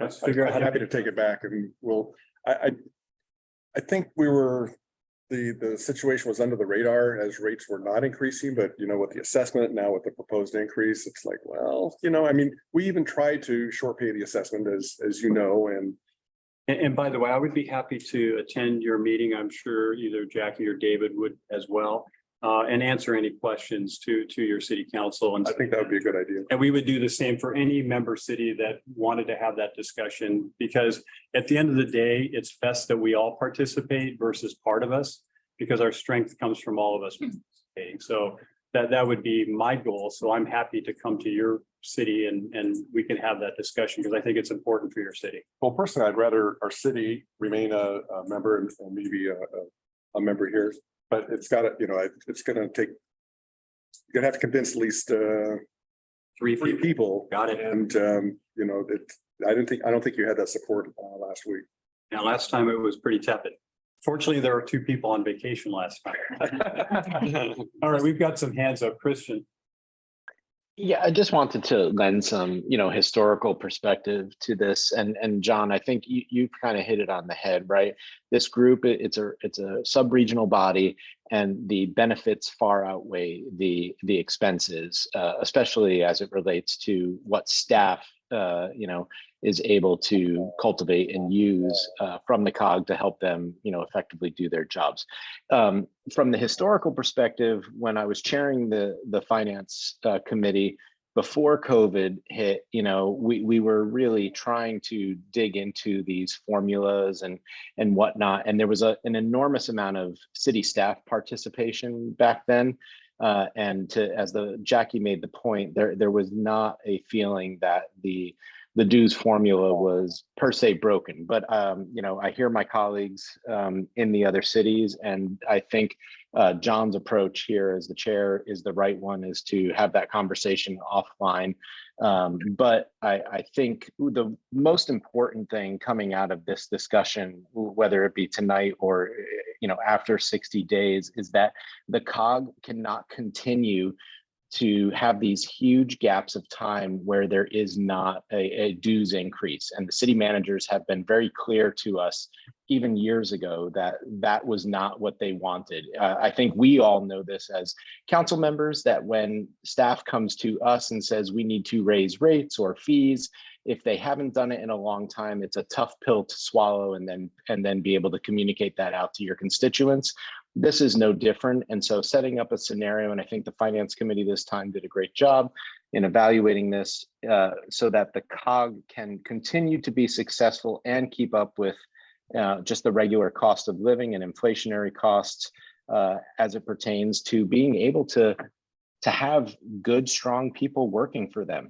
I don't know about your cities, but I know in Redondo Beach, we are really evaluating how are we going to retain staff, attract staff. It is becoming more and more problematic out there. And so it's going to be no different for the COG, and Jackie and her team do great work. And we need to be able to support that in an ongoing basis so that, again, to John's point, we see the 10x dividends coming back to us as a sub-region. Thanks. Thank you, Christian. Cedric.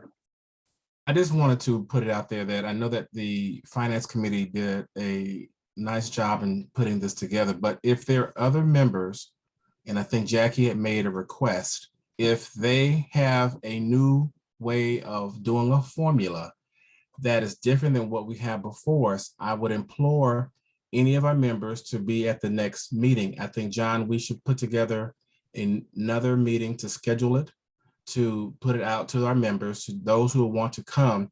So at that point in time, we can hash this out. I know we're at our general meeting, but I think if you do it at this finance subcommittee, we can actually sit down, go over these numbers, because I've done this before with Christian years back. And again, this happens every time we have dues increase, and it seems that Carson always get picked as one as being cheap, but we're not being cheap.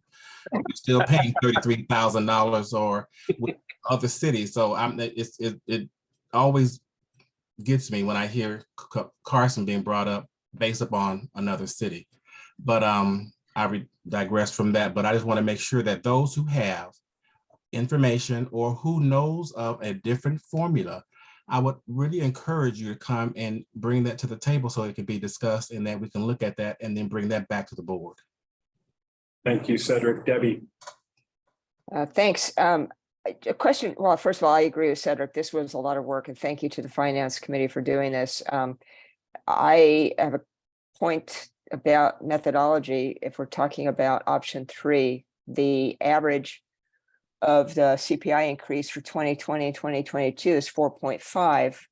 That's only the Julys. I understand the rationale for starting with July because that's the beginning of our fiscal year. July of 2022 was a blip. It was a lot. It was 7.7%.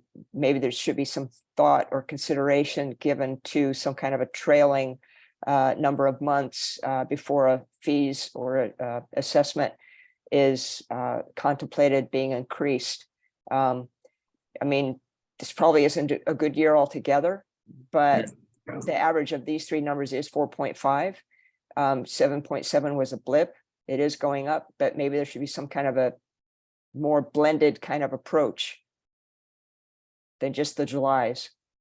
Okay, well, it sounds like we're now going to start having additional options that we could discuss, Debbie. So I think that's an excellent approach, and let's add that to the next. Thanks. Okay, Zane. All right, sorry, it's bath time over here, but I texted our city manager and she sent him a screenshot of the proposal, and he says, it's really reasonable what the COG is charging, especially in light of what we're getting as far as homeless services and the like. So, what I'd say to other cities who are struggling with this is look at your other memberships. I know that we just cut off, or at least suspended for a year, our membership in Cal Cities because we didn't feel like we were being adequately represented. So I think we're getting a lot more bang for buck, especially as far as regional transportation, the LTE or LTN here at the COG. That's all. Thanks. Okay, thank you, Zane. Any other further questions, comments? Okay, so tonight is more of, do we want to continue the discussion in terms of raising dues, or do we want to shut that off? So is there a motion to continue and notify? Raise the dues. Yeah, what do we officially do for the cities though? Do we? We contact them Okay. and say that at the April board meeting, in keeping with the bylaws, we are notifying them that at the April board meeting, we will be discussing whether to change the dues. Okay. Is there a motion? I would make the motion to adopt the due scenario for budget preparation at the April 2023 steering committee. Second. Moved and seconded. Yeah, I'm sorry, well, the motion was. Yeah. Say the motion again. Say the motion again, Christian. To adopt the due scenario for budget preparation at the April 2023 steering committee meeting. No, that's, And that is slightly different. that is, yeah, we were, Okay. Somebody say what the recommendation by the staff is. Okay, the recommendation of the staff is scenario 3. However, what we're doing now is all we're doing is saying to the board, if you're at all interested in changing the dues or raising the dues, you have to do something tonight. I think that what Christian's motion is actually scenario 3, if you do it. I think what I'm hearing from the conversation is what you really want to do is you want to pass a motion tonight saying you are intending to consider raising the dues at the April meeting, and you are asking cities to come back with any changes that they want to recommend to the dues formula or the CPI calculation. And that would go to a special meeting, which would occur in preparation for the April board meeting. Okay. Yeah, that's the motion. That should be the motion. Christian, you okay? So I would modify the motion to use Jackie's language. And I'll second that. So moved in second, and then just to be clear then, when you say special meeting, are we saying going back to the finance committee, which I'm willing to do, and I wouldn't imagine. I was saying the special meeting because the finance committee was very limited. And I think what you want to do is you want to have a meeting where everybody can come and share the formula. And if we get the same people that the finance committee was, fine. But I think it would be better if you called a special meeting and have them discuss Okay. whatever. Something. So every board meeting member would be invited. Right. Okay. And I think we actually invited every board member to the finance committee. But I also think that with this motion, I guess my intent when I suggested it is that if we don't get any suggestions, we're not having a special meeting. We're having a special meeting if and when we get. Well, it sounds like we've already had suggestions. No, I'm talking about real, I mean, their suggestions have to be submitted as a possible, formula or something. Okay. There has to be some suggestion I see. that we should look at. Okay, got it. Okay, Wait a minute, I mean, we should have a meeting where people bring this information. I mean, if they can write something up earlier than the meeting so everyone can see that, that's great. But I mean, there could be some ideas that are formed in a discussion. You don't want to limit that. I think everyone, has an interest in knowing whether we should increase the dues. I think that's right. And I think that if you have an idea and you can get it to the staff prior to that meeting, great. We all have it in front of us. But if you're sitting in the meeting and all of a sudden you got the most genius idea in the world, don't shut up. I mean, tell us. So that's it. But we're not going to have the meeting if we don't get ideas in advance. No, I know you have to have something. Right. No, there's got to be something new. And it sounds like there's potentially some new things. So our request would be that, like for Rolling Hills, maybe it'd be great if you talked to your council, brought something back and you had that so that we could discuss that at the meeting. And then going back to, I think Debbie had ideas as well in regards to the trailing CPI and that. I mean, it could be as simple as that change. So, bring that To the meeting you're talking about is finance committee? No, it's actually a special meeting of the entire board. Oh, okay. But to talk about this item. Okay, so So- there's, John, I have a question then about that procedure, how that would play out. So assume you have your special meeting, then you would have to then go through your 60-day notice under the bylaws for the board to adopt this recommendation. No. Why? The bylaws say that you need to notify the board tonight to be able to pass it in April. So if you have a special meeting, we don't have to say what we're doing 60 days in advance. We just have to say we're planning to do something 60 days in Or advance. potentially could do something. Yeah. So shouldn't the motion then be less elaborate and just say we're notifying that we're going to be doing this in April, and then we will just do the special meeting on the side in between before the meeting? However you want to do things. I think it's 6 and 1, half dozen and the other. I mean, I Right. think we're doing the same thing. So I think we go ahead and vote on the motion on the floor. Any more questions, comments? I just want to be sure about this. I don't want to be an obstructionist, but if I vote in favor this night, we're not making any commitment to agree to any dues assessment in the future. No. Is there a second? Yeah, there's seconded. Cedric and second. Okay. So you're not agreeing to any actual plans or increases. All you're saying is we agree to move this potential forward and we're going to have a special meeting. Okay. I think it is better, I mean, just to keep it clear, because all that's required this meeting is to, per the bylaws, provide the 60 days notice. In the event that an increase of the dues is going to be voted on April 27th. That's it. So I think all it is that we agree that notice has been provided, that the dues will be discussed as a potential increase at the April 27th board meeting. That's it. And that in addition, we're going to have a special meeting to discuss the dues. No, but we're going to have a special meeting to discuss the dues when we receive information of new information to discuss the dues. We are not dreaming up new information. Right. We're asking for that to come to us. Yeah, just so we're clear, I mean, the finance committee has a recommendation that they brought forward. So if there's no new ideas or plans, then there's no reason to meet again. The full board could just meet and vote on it.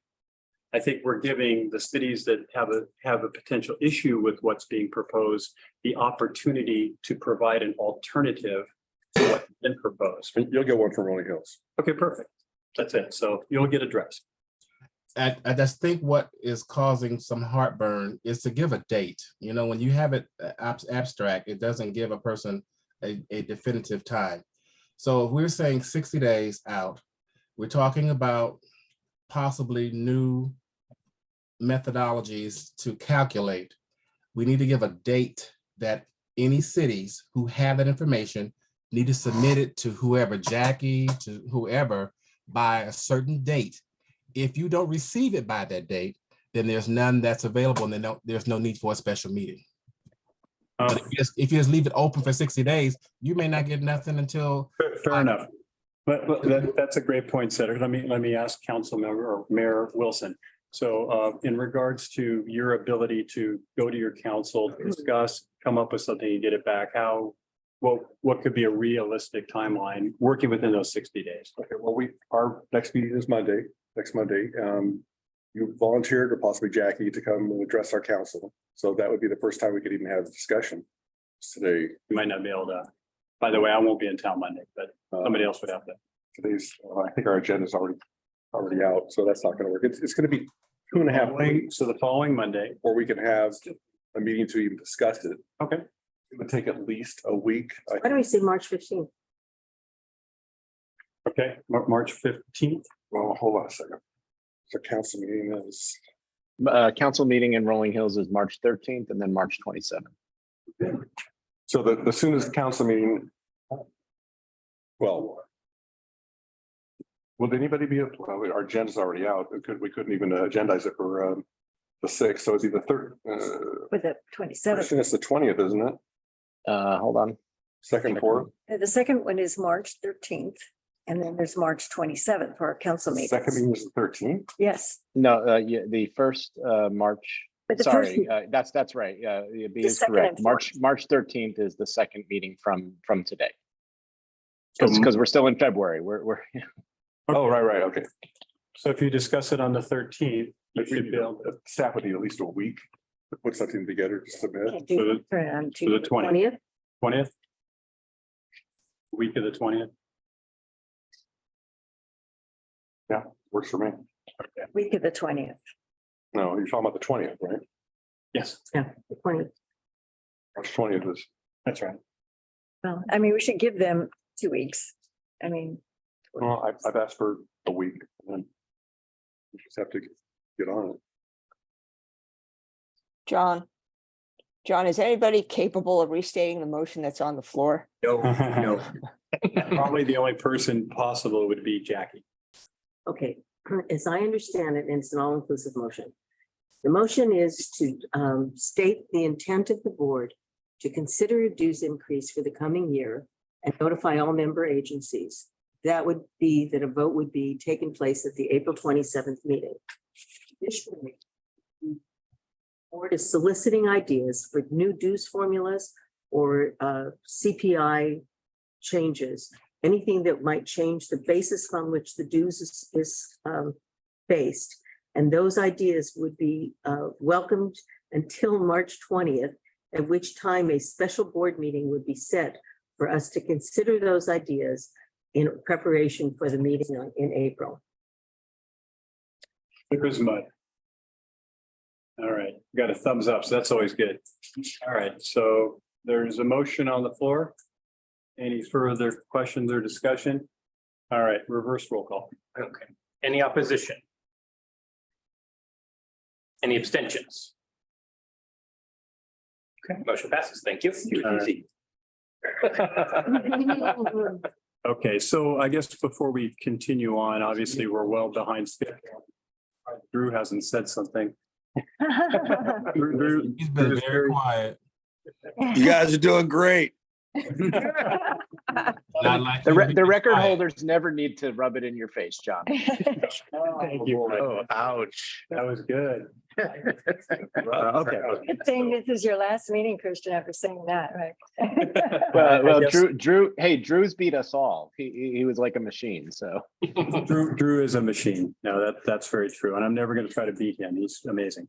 So, okay, so before we move forward, though, if you do have a report or action, if you can try to condense as best you can without me offending you and having to cut you off after 50 slides. Okay, well, as you know, what we do is really important. And now this is the meat of what we want to tell you about is what we do. Exactly. We aren't going to meet again until the end of April.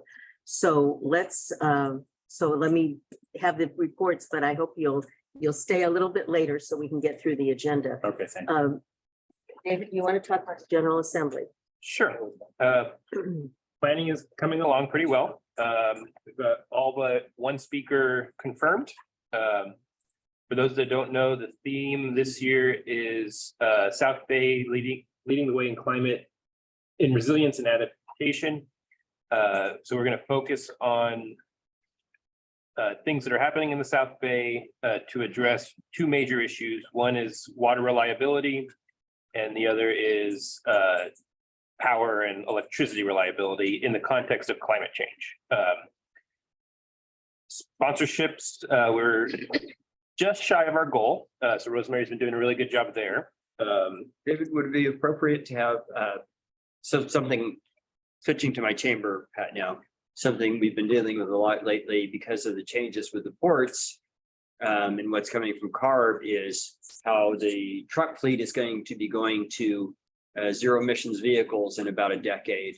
And so the different ways of doing that. So including hydrogen and so on. So with those, we actually have a green hydrogen speaker, and she would be, whichever one it confirms, they will be talking about green hydrogen and solutions. Okay, how that might be a solution. I have a couple of companies then who would probably be interested in supporting that. It's kind of cool. Financially. Yeah. Right. Yeah, connect them with us and we'll, if they want to sponsor Air products and anyway, remind me on it. Sure, I'll send you an email. I'm not here. We'll be concluding the day with a youth panel. First time we've done that. So we want young kids. Youngest are juniors in high school up till just outside of college to kind of reflect on what they've heard from the speakers throughout the day and kind of give cities feedback on are we doing what we should be doing to prepare for their future? We're talking about preparing for their future, and it's us talking about it. We thought it'd be good to hear from them and see if we're on the right track or what else they might want to see. How are you recruiting them? How? Yeah. So we got recommendations from the Beach Cities Health District. They've got a youth advisory panel, I think they call it. We've got a couple through, we got one through the Coro program. We have one that was recommended through staff and. Well, the staff being Jonathan. Right. Jonathan, our land use planner, is also a professor at Cal State Poly Pomona, and he, one of his students, he recruited one of his students who lives in the South Bay. So, so they're all different ages, and it should be interesting. That's fantastic. How many total? So we have 5 right now, and there's one more that might come in. So we might have up to 6. Yeah. I think that's about it. March 23rd, about 9 to 3 or so. We've got a really excited sponsor for the table center pieces. It's a company, a nursery called Sunflower Farms. Yes. And they're going to be donating California native plant centerpieces that'll be given away as kind of take-home gifts at the end of the day. So you mentioned the keynote speaker. Oh, and the keynote speaker is Gene Rodriguez, formerly with Edison. So we've kind of known him for a long time, South Bay resident, but he was just appointed by by the Senate to the. He's the Assistant Secretary for Electricity in the Department of Energy. In charge of the grid. Right. So he'll be addressing kind of overall grid issues and then leading into the power panel after that. What's the date? Thursday, March 23rd. And we really, really need your RSVP. It's free, but we are trying to figure out, we pay for lunches and breakfasts. And We'll send out another invite with links to register and all that. But if you can do that. Yeah. Okay, next is Kim with South Bay Environmental Services Center. Yes, I just wanted to bring to your attention that there is applications are out for the block grants. Can you hear me okay? Yes. For block grants, I'm just going to show you real quick what I'm talking about. We brought this to the Energy Management Working Group, which are your facility people, and they were not aware of this funding.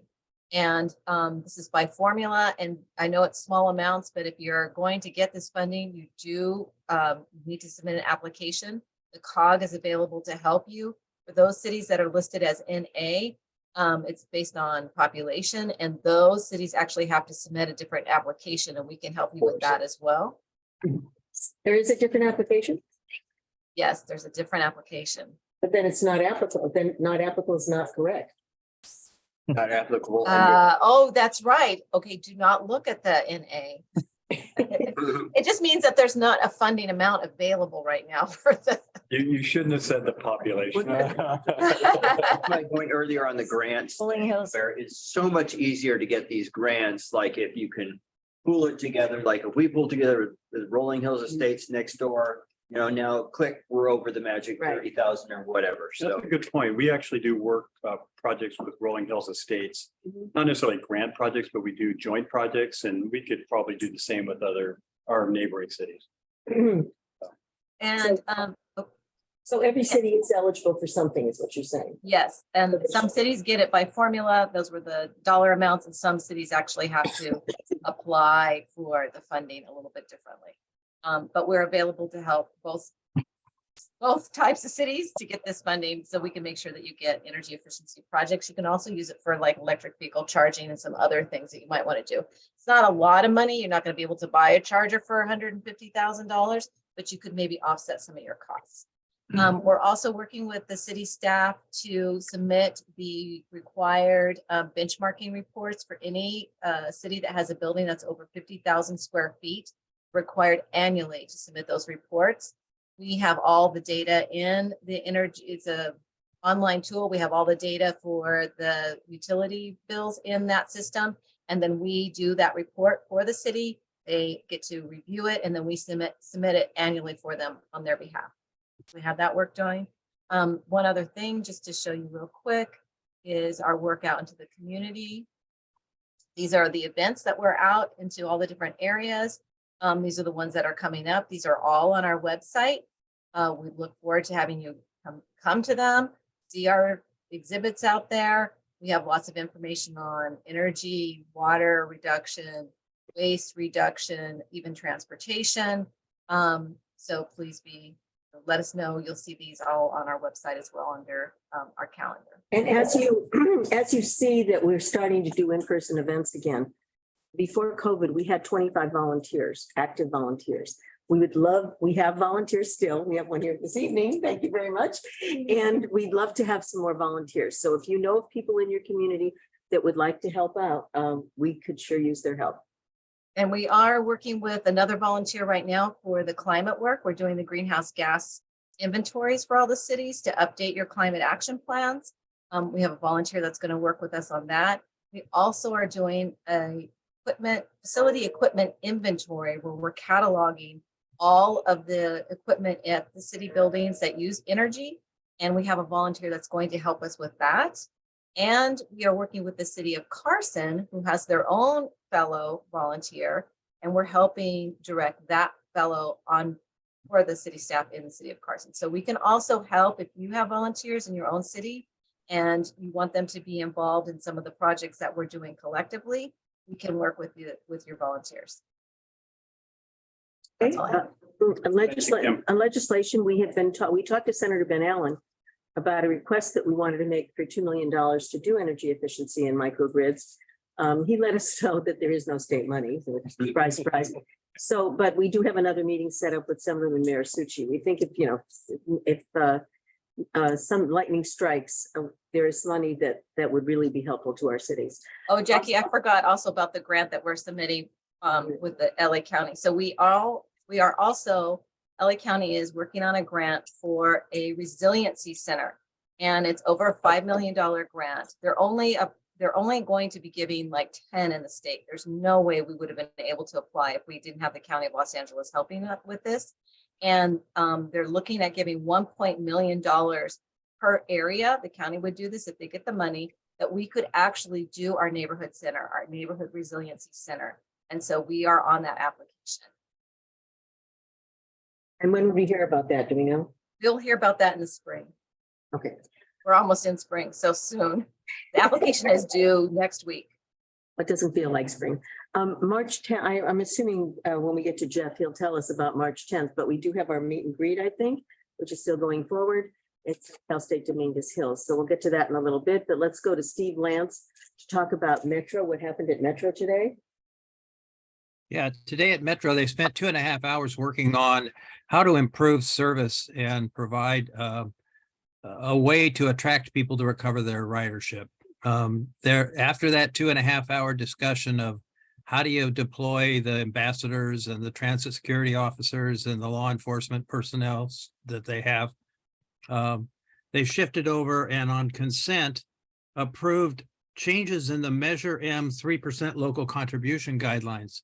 For the major rail lines, cities like Redondo Beach, Torrance, Lawndale, who have the route going through the Green Line extension going through their cities, are expected to contribute 3% of the cost in the aggregate.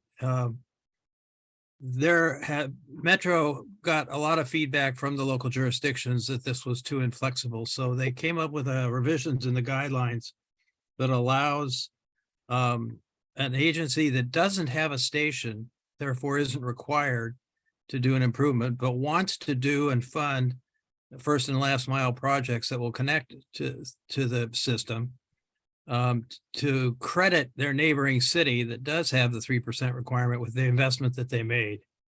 They also want to exclude the costs for new stations. So as an example, if a city decides they want to add a station after the 30% design point of a project, they'll be exclusively responsible for paying the entire cost of that new station. It's pretty important for places like Lawndale where they haven't quite decided whether they want a station or not. It's important that you make that decision before the 30% design is approved. The other thing that we need to talk about is the Green Line Extension EIR. Draft EIR has been released. The public comment period ends March 27th. So if you want to comment on the EIR, please get your written comments into Metro. Let's see, I think that covers the Metro related items. I was going to mention that I think on our steering committee or transportation committee or something, we're going to, in March 10th, we're going to have a comment letter to Metro from the COG. And I was explaining to our chair, I don't know what the other board members are thinking, but at this point, the Metro EIR does not include any ridership numbers that I could find, doesn't include any costs. And so what they're doing is they're asking us to give them a feel good. Giving us the facts that I think we need to actually provide or to understand for the comment period. I think it's really unfortunate. I think Metro's going to come out with all of this for the board to know, but not for the public to know. And I think we should comment on that. To the contrary, Jackie, the environmental document doesn't include ridership or costs or funding alternatives. That happens once the locally preferred alternative is selected and in the final EIR's phase. So we will be able to comment on those factors once they release them, and they will be publicly reviewed, and we could provide a letter to that effect at that time, which would be in June. Well, I don't think the question is really on the environmental issue. I think it's more like if we want to participate in things, we kind of need some planning numbers to work from. Yeah, but they're strictly focused on the environmental document at this point. Gotcha. They're not focused on all of the other considerations that are going to go into whether we support this project or we think it's an appropriate alternative that they want to select. The meeting that Jackie was mentioning is 13th, not 10th. I'm sorry. March 13th. You got it. Same. Okay. Same didn't hear you again. Same do you? Yeah, sorry, I was trying to unmute. What's telling though, while they don't tell you what the ridership is, and if you look at the executive summary and you look at their recommendation, the alternative with the least amount of environmental impacts is the high frequency bus. And when you look at the map for where the high frequency bus would travel, it does pass in front of the Galleria rather than go to the transit center, which is where the project and alternative one would go. So I think that's a tell for where Metro is expecting to have the higher ridership. The bus alternative has never had the kind of ridership on any of the alternatives that the rail line would have because of the connectivity issue. Right, but what I'm saying, Steve, is is if they were gonna enact a bus alternative and they're gonna obviously design it to, they could route it anywhere, right? And they would design it in a way that would get the highest amount of ridership for a bus. And Yeah, the when bus they're doing, alternative is included in the EIR. right, and so when you look at the map of where they've designed the route for the bus alternative, it is passing in front of the Galleria the same way alternative 2 would pass in front of the Galleria, because those two things would maximize ridership rather than putting it down the row where it goes into a residential neighborhood. Well, there's That's no all. roadway for the bus to run on the right of way. Now, All right, well, yeah, well, thank you for the comment, Zane, and let's, Steve, anything else on the transportation committee? Transportation Committee, they approved the submittal of the Measure R projects requests, member budget requests. That's They going didn't. to Metro for their They didn't. consideration. They didn't approve it. They brought it to the board. It's on the board agenda tonight. Oh, I'm sorry, you're right. You need to approve it. Yes. Got it. That's Okay, correct. next item. No, you need to approve the Measure R budget, which is on which. Page 89 to 98. Yeah. But there's a motion. So we as a board need to approve. Motion to approve. Okay, moved by Christian. Is there a second? Second. Okay, Tanaka, second. Any, I'm sorry, any further questions or discussion? Okay, go ahead. any opposition? Any abstentions? Thank you. Okay, we do have a bus tour for the Green Line. It's March 2nd. And right now we have enormous amount of space on the bus. We have mostly people from Redondo Beach coming.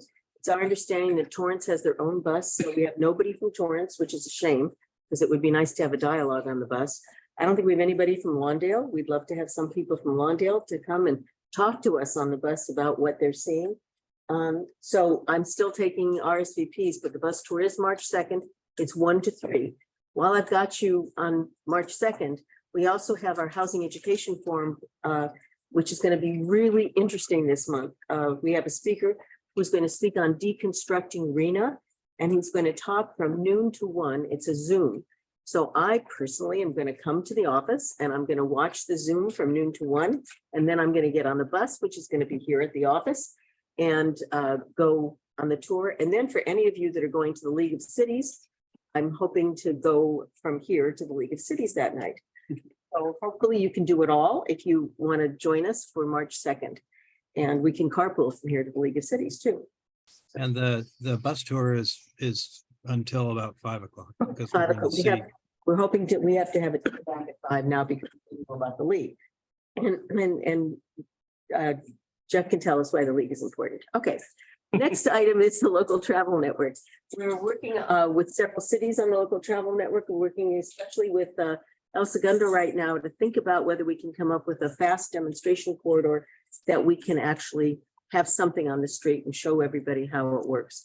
A lot of work going on. We're also applying for a Caltrans grant, which is being written right now to do a lot of ride and drives and really show people what the local travel network is going to be like. I'll go back to REAP. Jonathan couldn't be here this evening, but he wanted to make sure that you all knew that the projects from SCAG are all on track. The Housing Education Forum is going to be really, really interesting on March 2nd. And we're asking your planning directors to help us with, we wrote a form for all the cities that they can use for planning. We're asking them to comment. So SCAG has asked us to close out the project. So unfortunately, REAP 2 at SCAG is taking forever. And right now it looks like the application period won't even open until April 10th. So money that we were hoping to get from that, which would pay for research on the housing trust and other things, won't be available till the fall, most likely. And so we're waiting on that. The next item, we're almost done. The next item is homeless services. Is Francis still here? Yeah, I'm right here. Hey, Bill. Yeah, so just some quick updates. As you know, two updates really. We had a lot of bad weather this year, some really unusual weather patterns. During the last storms, we opened up hotel rooms. Jackie approved it as an emergency response because the 2-on-1 winter shelter program was being slammed and they couldn't occupy any more people. So similarly, we decided just today that starting tomorrow, we would also put some people in motels for the next 2 days. the weather's going to drop down to like 40 degrees, maybe even below that in our cities. And so we just want to get the most frail people out of that condition. So if you do have constituents that are concerned about someone that they're seeing out on the streets, we just ask that that person is generally like not in the best health. Maybe they're elderly or they're disabled. We only have about a handful of motel rooms. We just want to make sure we're getting the most frail people out of the streets. Someone that might not be able to survive the elements. So that is available. The other Countywide, how many elderly homeless do we think we have? Do you know that? Countywide, I know in our SPA is the fastest growing population. So it grew by 40% in 2 years between 2020 and 2022. Just in our SPA? Just in our SPA. How many we have? I don't know that. Sorry, I brought this up. Yeah, but it is quite a bit. You know, and those are, and so on the last storm, all of the participants were seniors and 2 were in wheelchairs, and 1 just had gone out of the hospital. And so we were able to kind of get them out of the elements. So. I have a quick question. I got a somewhat of a preview about the homeless count that will be coming forward and was told that in those numbers, there'll be assumptions about parked vehicles and the number of homeless people that are in those vehicles. Yeah. Can you explain, is that new? And if it's not new, what's the thought about that? And be brief, because obviously it's late and we can talk offline later. Yeah. So during the count, as you know, there are volunteer counts. So we can't obviously go up to a car and ask them, oh, how many people you got in there? And they will come on and do that. So we count the cars, and then later on USC applies a multiplier. The multiplier is like 1.5 or something like that. I don't remember off the top of my head. And so that's how they arrive at the population number. Of Is that new? It's not new. They've been doing that for a number of years now, but that causes some of the consternation because that multiplier is not necessarily true for every city. And so it could cause an overcount. And I think that's what causes. So it's set for by region or? Yeah, it's like a regional multiplier that they use region wide. Yeah. Thank you. Yeah. The other thing in terms of grants, we got awarded a local solutions fund, which is basically Innovation Fund 3.0. They notified us in January 26th.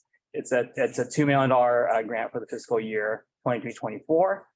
Unfortunately, the draft SLWs are due February 28th. We kind of anticipated the short timeline.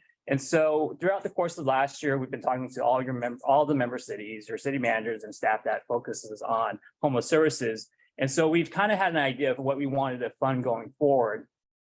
Some of the things we're going to do are, obviously, we're going to extend our current innovation fund programs that we deem successful, like the Inglewood Gardena homeless coordinators, the Hawthorne intensive care case management, homeless courts, cities outreach, and our client aid program that is very successful. And then some of the new programs that your cities can opt into is the shared regional housing navigator that was identified as a big need, especially from the city of Torrance. A shared homeless coordinator for seniors. We just talked about seniors. That is a very big need.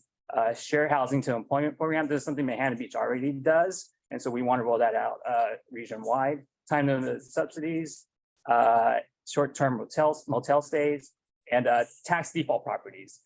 This is kind of a new thing that the county is providing, but it basically allows cities, if they want to, they can opt into this. They can purchase tax default properties, basically properties that defaulted on their property taxes and convert them to low-income housing. So this could include like parking lots, warehouses, things like that.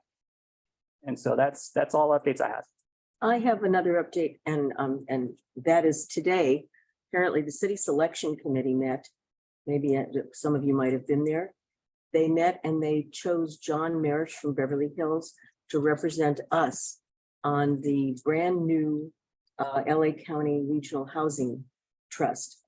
I'm bringing this up because this is really upsetting to me, because I don't know if any of you knew that this was happening or were able to say that you might be interested in this new housing trust.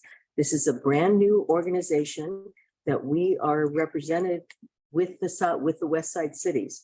And I was never notified that this was up for election. Every time we usually have something like this, we find if there's a South Bay candidate, we support that South Bay candidate. We're much bigger than West Side cities. And now we're being, I mean, I'm no aspersions against John Mersch, but if you see something from the city selection committee, you have to let me know, because I'll at least publicize it. I'm not sure this was even legally done, because I don't know that any of you knew that this brand new organization was running somebody that represented all of you. And he's got a 2-year term now that we didn't have any input in. So Jackie, I knew about the meeting today. Unfortunately, I missed it, but I didn't know that you didn't know. So in the future, when there's a agenda for the city selection committee, and I think there's going to be one coming up very soon for an AQMD vote. And see, we have an AQMD person running from the South Bay, but we haven't done anything about it here because I get no notifications on city selection committee. Can't get on some kind of a listserv or something like that? I have tried to. No, My colleague Christine actually helped them come up with their agenda and she wasn't even on the notice. City clerks are doing it. Cities should do something about this because these are very important positions. I only get this, but I'm only the mayor. And it's very, I mean, the AQMD seat is luckily somebody is running from the South Bay. Well, usually it's something like a library board. Right. Low level. Right, but those can be important too, and you should all have the opportunity to sign on, and we should have the opportunity to support you. So this one, we'll have to invite John to come to us because now. Drew, I want to interject. I was aware, I was on the city selection committee and I did vote for John. He did, just like Joanny Hilton of Carson is lobbying for votes. He did the same thing. So I'm guessing he called everyone that's got a vote on that city selection committee. I work with John on SCAG Regional Council, not on the Regional Council, excuse me, on the CEHD, which is involved with housing development. And he is very in the loop on the subject matter and very pro local control.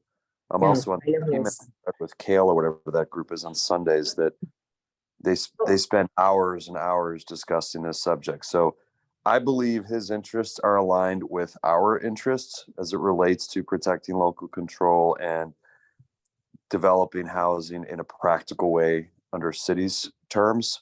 So I just wanted to be clear that I knew that was happening and I didn't know that you wanted to know going forward. I'll make that a priority. I think, if you could let me know, I think John, I mean, I'm not saying John's not going to be good. I'm just saying we didn't have a chance for South Bay to say, is there somebody we wanted to put up? So let's remember that. That position today, I think it's by region. Yes, it was the South. It was South. Yeah, so they represent us and West Side. Yeah, there's a ridiculous number of cities on that call. So, okay, so. I didn't know that you didn't know Jackie either. I would have told you. Okay. Yeah, it's Jeff and I don't know, so. Okay, so next item is, there's nothing to report on Spalding Working Group. I don't think senior services, we're trying to get a handle on doing more on senior services with some of our homeless funds. We'll let you know about that. I want to make sure, I think I mentioned this at the last meeting, but our LADA grant that we've mentioned several times tonight, we have proposals that came in yesterday. We got 4 proposals. We're going to be evaluating them and the steering committee will make the recommendation in March because there is no board meeting. So please come to the steering committee in March if you want, because that will be functioning as the board meeting.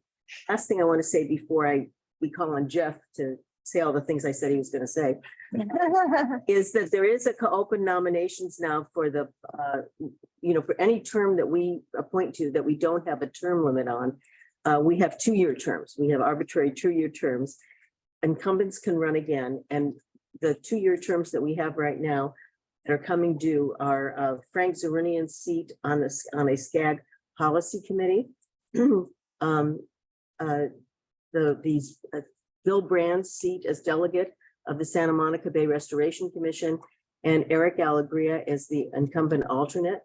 And then Britt Huff is our incumbent delegate on the California Association of Councils of Government, and we can have a delegate and alternate for that. I'm taking nominations from people till I think it's March 20th or something like that, and then we'll have the selection at the board meeting. Excuse me. So so that's all I have. And then Jeff, do you want to? Yeah, I can chime in. I did, part of my email that I sent last night did include a link to the city selection committee, just so I wanted, not that everyone's reading my emails late at night either, but just in case folks weren't aware of it. I did want to actually talk about my report, which is in your your packet.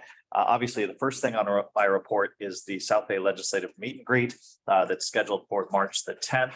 I was texting with Ben Allen earlier this week. He says he will be there. I'm still hoping to confirm that with his scheduler, so I'm trying to get them on the phone.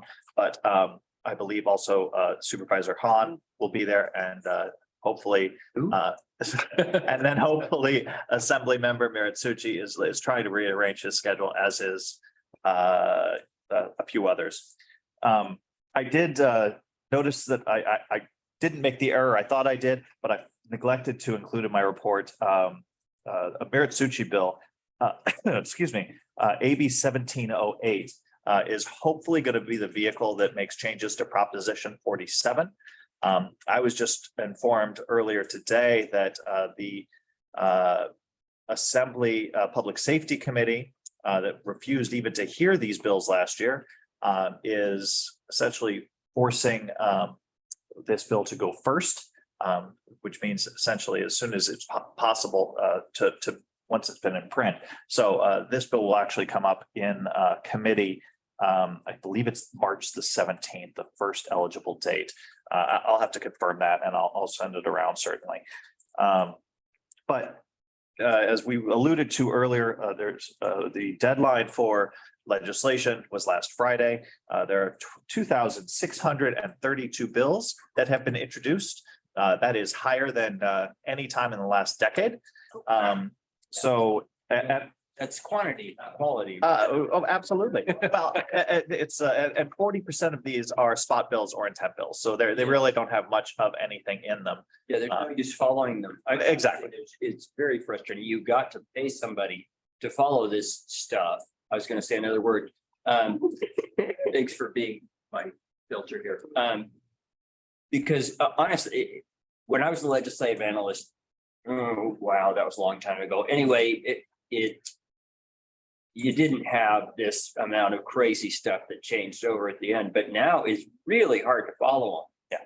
So we track about 60% of the bills that get introduced every year. So you can imagine what the load is that our lobbyists are all trying to, and ourselves here as regional managers are all trying to comb through these bills, see which ones really impact us and which ones we need to take action on. Yeah, is the increase in the number of bills a result of freshman legislators just trying to load up with their new? I expect that has a lot to do with it.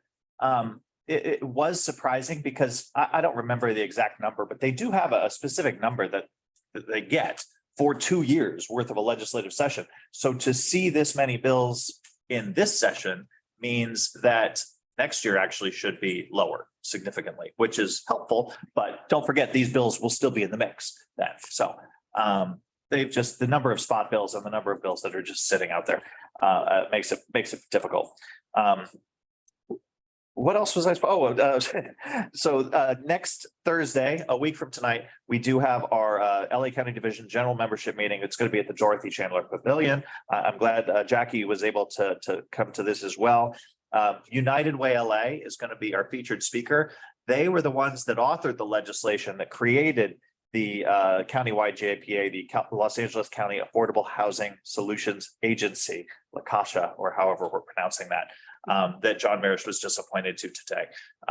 So I think it's important to get with them or to hear that from them about what could possibly result from that agency. I did speak to my colleague in the Bay Area. They do have one of these this was modeled after in the Bay Area. And he said that they've been in place since 2019. They still have not taken any action to create any funding stream for them. So they're sort of just sitting around not doing a whole heck of a lot yet. So I'm not even aware if LaCasha has any funding scheduled, but they do have taxing authority. So They're planning to go to the ballot in November 2024. which is the Bay Area. At the same time as Measure H, which is a little bit weird. Yeah, so it's something to consider and to think about. And lastly, the City Leaders Summit, that's kind of our legislative lobby day. That conference is taking place in Sacramento, April 12th to the 14th.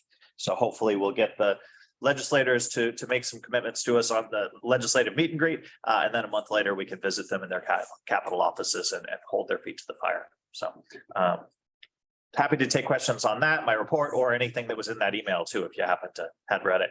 I love the legislative forums. Are you and Jackie going to be working on questions for, or do you encourage board members to also generate questions and comments? Absolutely. We do take questions from the audience for that event. My understanding is we're hoping you come with questions because the first half hour, it's 8 to 10. The first half hour of that is continental breakfast. It's kind of sort of reception style in the lobby. Fortunately, no food is allowed in the auditorium where we're going to be at CSU Dominguez Hills. But we still will be trying to take questions from the audience for that.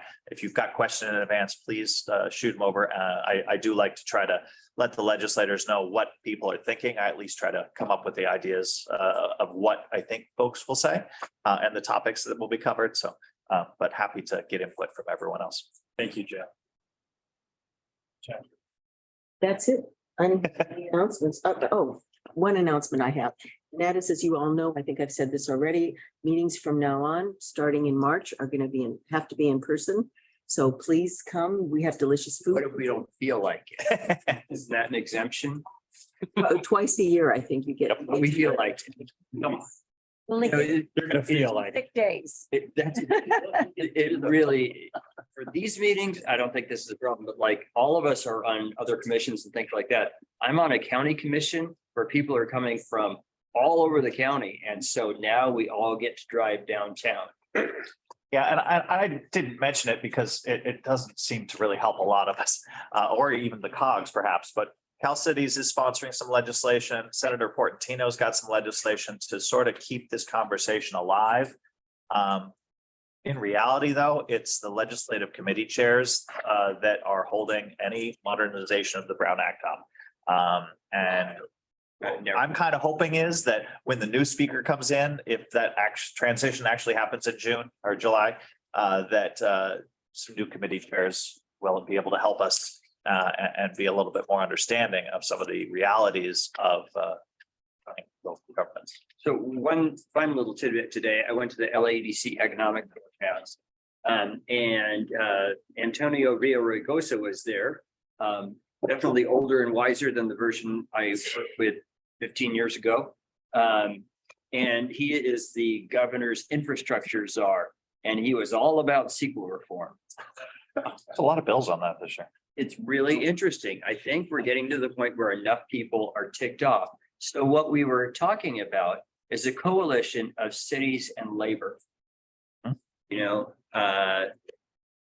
where it's like one of the things he talked about, the fact that you can challenge a project at 5 years.